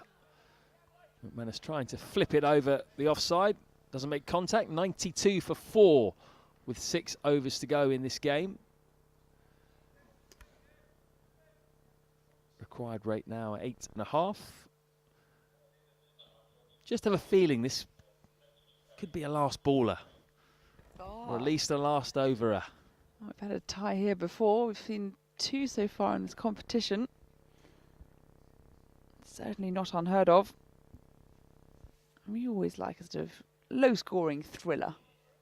spice things up a bit in a tournament or format that's more known for its big hitting. Souter in for his third over. Allsop down. What a catch that is! Nathan Souter, one-handed, diving away to his right. And he has got rid of Tom Allsop on 43. That is a brilliant caught and bowled. What a big wicket, Allsop there, top scorer for Hampshire, and what a way to do it. It was one of those where you thought he'd do well just to stop the ball, parry the ball from going down to the boundary edge, but to not only stop it, but hold on to it, tumbling to his right. That's cracking cricket and a really important wicket for Middlesex. They've got Hampshire now 92 for 5. Well, 43, obviously the bogey number for Tom Allsop. He's got that 2 innings in a row now. And twice in a row he's got a start and not been able to quite lead his team over the line. That's now going to be left to Lewis McManus and the incoming batsman Ian Holland, who can certainly hold a bat. He opens the batting in first-class cricket, sometimes opens the batting and the bowling. He's played 8 ODIs for the USA, a couple of 50s, averages 30 in that format. So he's certainly no mug. But these two under a lot of pressure now. That was an absolutely outstanding grab from Nathan Souter. Ball was hit hard and low by Tom Allsop. So not only did he have to dive, he had to almost scoop it off the ground. Big moment. Holland trying to lap sweep first ball. The ball down leg side given a wide by Rob Bailey. Didn't seem too far away from the leg stump. Yeah, delayed signalling of the wide, because I think it did turn a fair bit.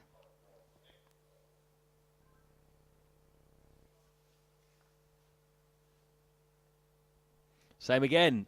This time he makes contact, nice and fine. Has he got enough to get it to the boundary? No, that's a good bit of fielding down there. Looks like Jack Davies. Good enough to prevent the 3, but certainly saves 1.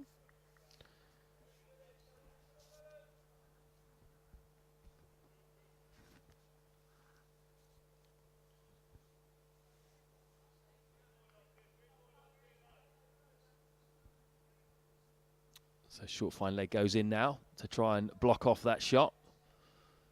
Got a deep square leg, deep mid wicket, and a long on the leg side. Dragged down by Souter. Finds the man at deep mid wicket, who's Dan Lincoln. Good bit of fielding. Just the one there. And again, Middlesex will feel now, with 2 new batsmen at the crease, they can just hopefully drag that run rate down a bit further. Full this time.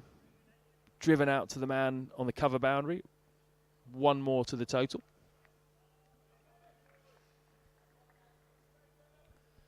But a good opportunity for them anyway over the next 6 to 8 balls. Just to line up a few dot balls. Another single taken by McManus. 99 for 5.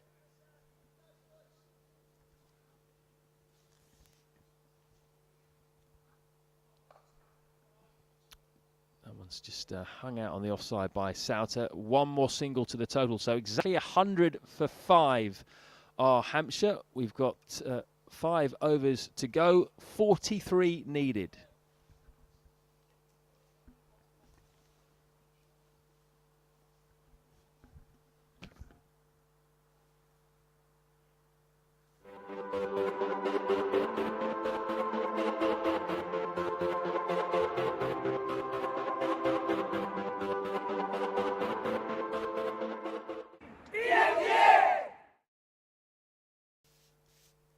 Stephen Finn then to resume from the nursery end. Holland on strike, he's on 5. Tries to pull this into the onside. It's risen on him pretty quickly. He hasn't got much on it at all, but enough for a single. So, interesting comparison here, really. Looking at Middlesex after 15 overs, they were 105 for 4. Hampshire found themselves 100 for 5. So they're not that far off the pace. I think more to the point is who is in. As Finn to McManus just plugs it down to backward of square. I think it's the fact that we've seen sort of the experience and the informed players have now come and gone for Hampshire. You'd suggest perhaps that their middle to lower order slightly weaker than what Middlesex had to offer. So a lot of responsibility on the shoulders of Holland and McManus at this juncture. Holland tries to pull it, and there's going to be a caught behind. I think it is. Outside edge, trying to pull. Easy enough catch there to the keeper, John Simpson. And Finn finds himself with the first wicket for him of this match today. Hampshire 102 for 6. Clever bit of bowling and an aggressive bit of bowling from Steve Finn there. He bumped Holland the previous delivery. He looked uncomfortable, so he thought, why not go again? And this time he got the glove and it just looped through to John Simpson. And that's another big wicket for Middlesex, because there's not a whole load left to come for Hampshire, really. Ian Holland, a genuine all-rounder. But now you've got Chris Wood coming to the crease, who's he's a bowler, really, isn't he? He can bat, but he's not a genuine all-rounder. So that puts more pressure on Lewis McManus. Hasn't batted either so far in this tournament so far, Chris Wood. So a big ask then for the Hampshire bowler. Here comes Finn, bowling to Wood. Pushes him onto the back foot. Out to cover point for a single. Run rate, the required run rate now is above 9 per over. So certainly not going to do it in singles. Not a rotation of the strike. Going to need a few hefty blows from Hampshire if they're going to be there or thereabouts. And Finn now into his third over. He's got another one under his belt still there. McManus on strike, tries to pull this into the onside. Shouts of catch as the fielder out at mid-wicket does really well to make good ground and get to the pitch of the ball there, Max Holden. I mean, it hung in the air, but it was struck well, and he didn't really have a chance of catching it. But more getting to the bounce, preventing it running away to the boundary, and indeed ensuring that Hampshire only come back for 2. He did really well there, because that was an awkward bounce just in front of him. Those can very easily just squeeze under the body for 4. McManus waits, pulls again. Miguel Cummins diving to his left. It's evaded him. Lincoln out to cover point, manages to get there, and they come back for another 2. 107 for 6 then after 16 overs. Middlesex having posted 142. Hampshire needing 35 runs off these last 4. All about pressure now, Izzy. Which side's going to handle this pressure better than the other? For Hampshire, unfortunately, the guys that have got to handle it are guys that are not used necessarily to batting in these kinds of positions. McManus may well be, but the other guys won't be. Whereas the Middlesex seamers and Nathan Souter a bit more used to it. Floating full delivery from Souter, bowling his final over of his spell. Just the single, 108 for 6. 35 to win. 23 balls to do it in. Back of a length. Wide into the offside. Plugged by McManus. Another single. That's all right as far as Middlesex are concerned. 34 now to win.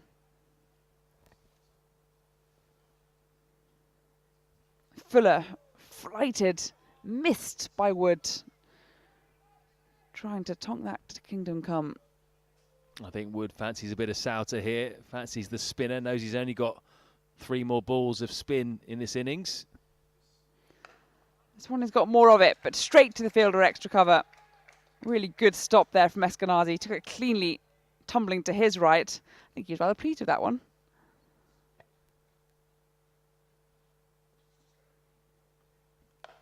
This one, Wood's got hold of. And it's just made its way over the boundary edge at Cow Corner. Just beneath our eyesight or our eye line, obscured by the machinery in front of us, but it's gone for 4, signalled for 4 by Lincoln, the fielder, in fact. I think Wood needed that for sort of confidence more than anything else, to show that he could get hold of that. Final ball then of this 17th over, plugged back at the bowler. And that's a good over for Middlesex. Despite the boundary, it means that with 3 overs left, they now need to go at 10s, Hampshire, 113 for 6. I would say that the pendulum perhaps swinging back towards Middlesex here. 10 and over normally you'd say is gettable in T20, particularly in 3 overs. But you've got to think about who's out there as well. Chris Wood has come in and middled most of the deliveries he's faced. He's having a swing. But when the pressure's put on, is he going to be able to respond? Finn then, his final over. Up and over, there's a man underneath it at cover point. He steadies himself there, Nathan Souter. It's in the sun, he's got cap and sunglasses on, and he takes it cleanly. And that's Finn's second and Hampshire's 7th wicket then. Short ball working for Stephen Finn. Worked in the previous over when he gloved Ian Holland to John Simpson. This time just outside the off stump, perhaps a bit more fortuitous. But McManus trying to go up and over. All he could do was hit it straight to the man on the boundary on the offside, Nathan Souter. So that is the last recognised batsman gone for Hampshire, you'd say. And it's going to be left to Chris Wood and the new batsman Ryan Stevenson to get them a bit closer to this total. And then after that, we've just got Shaheen Shah Afridi and Mason Crane. Middlesex definitely, you'd think, favourites at this point. Finn then brings his tally of wickets to 11 in this tournament so far. By far and away, Middlesex's leading wicket taker. This is pulled. Another man underneath it. Are we going to see 2 wickets and 2 balls? We are. Luke Wood pulling into the onside. And the batters having crossed. It was Wood to fall. And Middlesex now very much in the ascendancy. 113 for 8. Finn has his 3rd.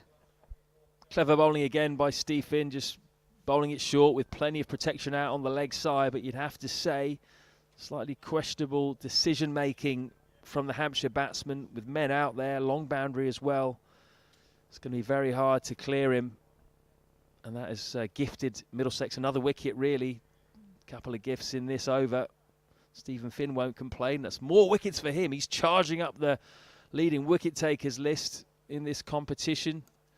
He's bowled really well today. He's recognised the situation well as well. And Middlesex now on the verge, really, of getting a crucial win. Stephen Finn then on his hat-trick, on a hat-trick. All teed off nicely here. 113 for 8. 2 new batters in. Stevenson on strike. And this is plugged into the onside. It's fallen short. It hung in the air. He tried to pull it, didn't time it. But the man at mid-wicket or mid-on couldn't get there in time. And the hat-trick goes. But Middlesex won't mind that. 2 wickets left to get. Hampshire now requiring to score it just under 12 and over. 2 new batters in. Middlesex feeling comfortable. This is just stepping away and on the back foot, played into the offside by Crane. They'll come back for 2. 116 for 8.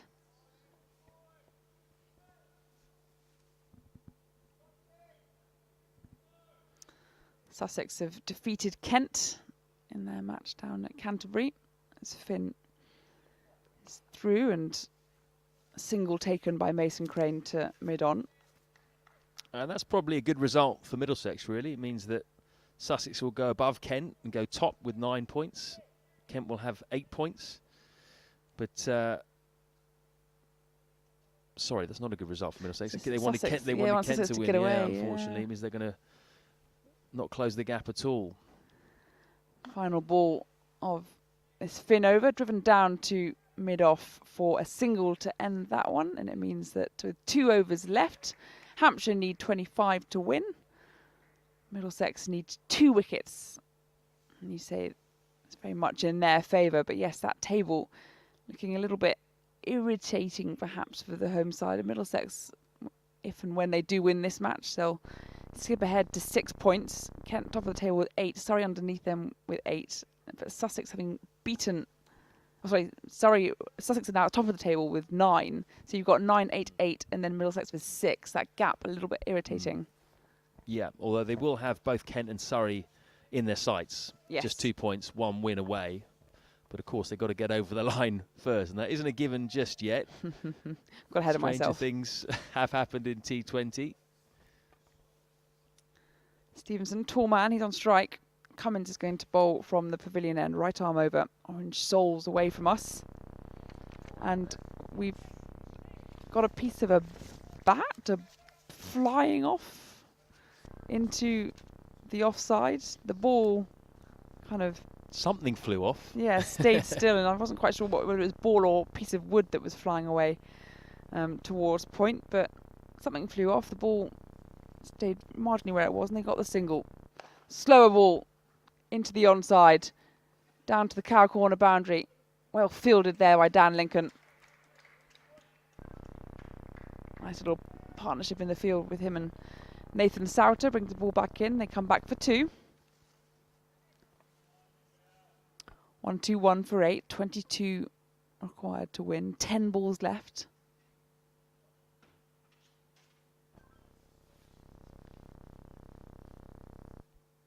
Cummins to Crane. Gives himself room. Carves it into the offside. They're going to come back for 2. Yes, they are.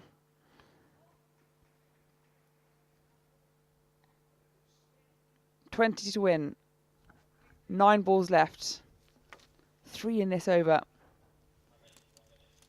So I'm just trying to think what areas Mason Crane might target here, looking at the field. You've got a man out sweeping on the offside. You've got a deep square leg. They're now moving a third man a lot wider to try and cut that off. Cummins, slower ball, fuller ball. And they're looking for the single. There's going to be a run out here. I think there is a nifty piece of footwork by Simpson behind the stumps. Miscommunication between the two batters. Crane wanted the run. He was sent back by Stevenson, but it was too late by that point. And a really, really neat bit of fielding there by John Simpson, running up to the stumps and kicking the ball into them. And that's a wicket that will really settle the nerves for Middlesex, as they have Hampshire now 123 for 9. Just 1 ball away now, Middlesex. Hampshire imploding slightly in these last few overs. Been some slightly soft dismissals, you'd have to say, but a lot of that was brought about by some excellent bowling at the death from the Middlesex seamers and Nathan Souter. They've really ramped up the pressure on Hampshire, and so far they've not been able to handle it. Shaheen Shah Afridi, the number 11 batsman for them, and it looks a tall order now for the visitors, with just 8 balls to go in this game. Another 20 needed. Yeah, Shaheen, another batter, Hampshire batter who hasn't been called upon so far in this tournament. Here comes Cummins, and this has gone straight up in the air. Surely someone's going to come underneath it. And indeed it is the man at mid-on, taken safely enough by the captain, Steve Finn. And Shaheen Shah Afridi has fallen first ball. And Middlesex have defeated Hampshire here. Hampshire all out for 123. A comfortable enough win in the end. A low-scoring match. And a much-needed win for Middlesex to keep their hopes alive in this tournament. That is a really good performance by Middlesex with the ball. Never easy to defend a score like that. And the pitch may be a bit slow, but I don't think it was a minefield by any stretch of the imagination. But Middlesex got crucial early wickets through Tim Murtagh and Tom Helm, and that really set them on the way. It meant that they were able to withstand a very good partnership between James Fuller and Tom Alsop. But because they got those early wickets, Middlesex, they were already ahead of the 8 ball, and then broke that partnership eventually. That was a key wicket, the key wicket of Fuller. And then after that, when the Middlesex bowlers put the pressure on the Hampshire lower order, it was Middlesex who came out on top, and in the end, Izzy, they've won that game extremely comfortably by 20 runs. Yeah, well, it was the wickets to fall. We saw the first 3 wickets fall in the power play. In fact, almost inside the first 3 overs. I think the 3rd wicket falling in the first ball of the 4th over. And it put Middlesex very much on top. You talk about that partnership there in the middle order between Fuller and Alsop, and it extended almost for 10 overs, and it was just getting a little bit irritating. But then when we saw that breakthrough and we saw Fuller go, you really felt as though Middlesex should at least see it home from there. Stephen Finn, I tell you what, I mean, he's soaring away in terms of wickets. I think he's got 12 now for the competition, by far and away the leading wicket taker. He's almost transforming himself in the sort of the back end stage of his career. Is that allowed to say that, from a sort of quick, fast opening bowler to somebody who appears generally in the 8th, 9th over, but is really doing a job for his side. And today, perhaps in an unfamiliar role for him as well, because with Tim Murtagh coming back into the side, he gave him the new ball alongside Tom Helm, which was a great decision in the end because they both bowled brilliantly. Finn held himself back and came in the middle overs and did a fantastic job of just banging the ball into the pitch, making the batsman try and hit out to the long boundary. A lot of the Hampshire batsmen tried to take him on, and in the end, it was a bad decision. He picked up some crucial wickets in those middle and end overs.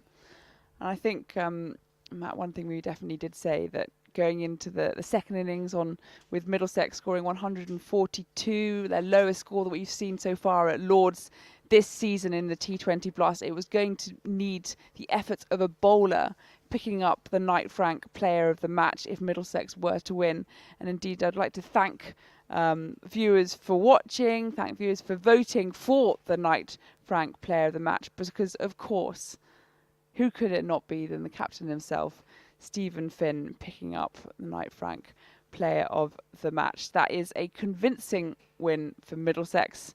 They've beaten Hampshire here. We've seen crucial win as well. They absolutely had to win that game, really. You'd say now Hampshire possibly out of the running now. Unless they win all 4 of their final games, they might have half a chance. But that was a big win for Middlesex with just 1 home game left, and then finishing with the 3 away games to beat the side who was below them was really quite important today. And the manner in which they did it as well will give them a lot of confidence. Yeah, absolutely. So going into this match, we thought that Middlesex would need to win 4 of their last 5 matches to get to the knockout stages. Well, the first task has been done. Again, it was a good opening partnership between Eskenazi and Holt, and Eskenazi in the end making 33, top scoring in fact for Middlesex with 33. It was John Simpson down towards the end that, as he does so often, 30 from 19 not out, but really it was the men with the ball that secured this win for Middlesex. Tim Murtagh making his white ball return after 4 years without having played for Middlesex in the format, picking up 2 for 20 from his 4, and Stephen Finn, the Knight Frank player of the match, 3 for 27 from his 4 overs. So thank you everybody for watching. We're back in action next in Chelmsford. No, we're not. We're back here in action at Lord's on Monday evening for the final T20 Blast home match.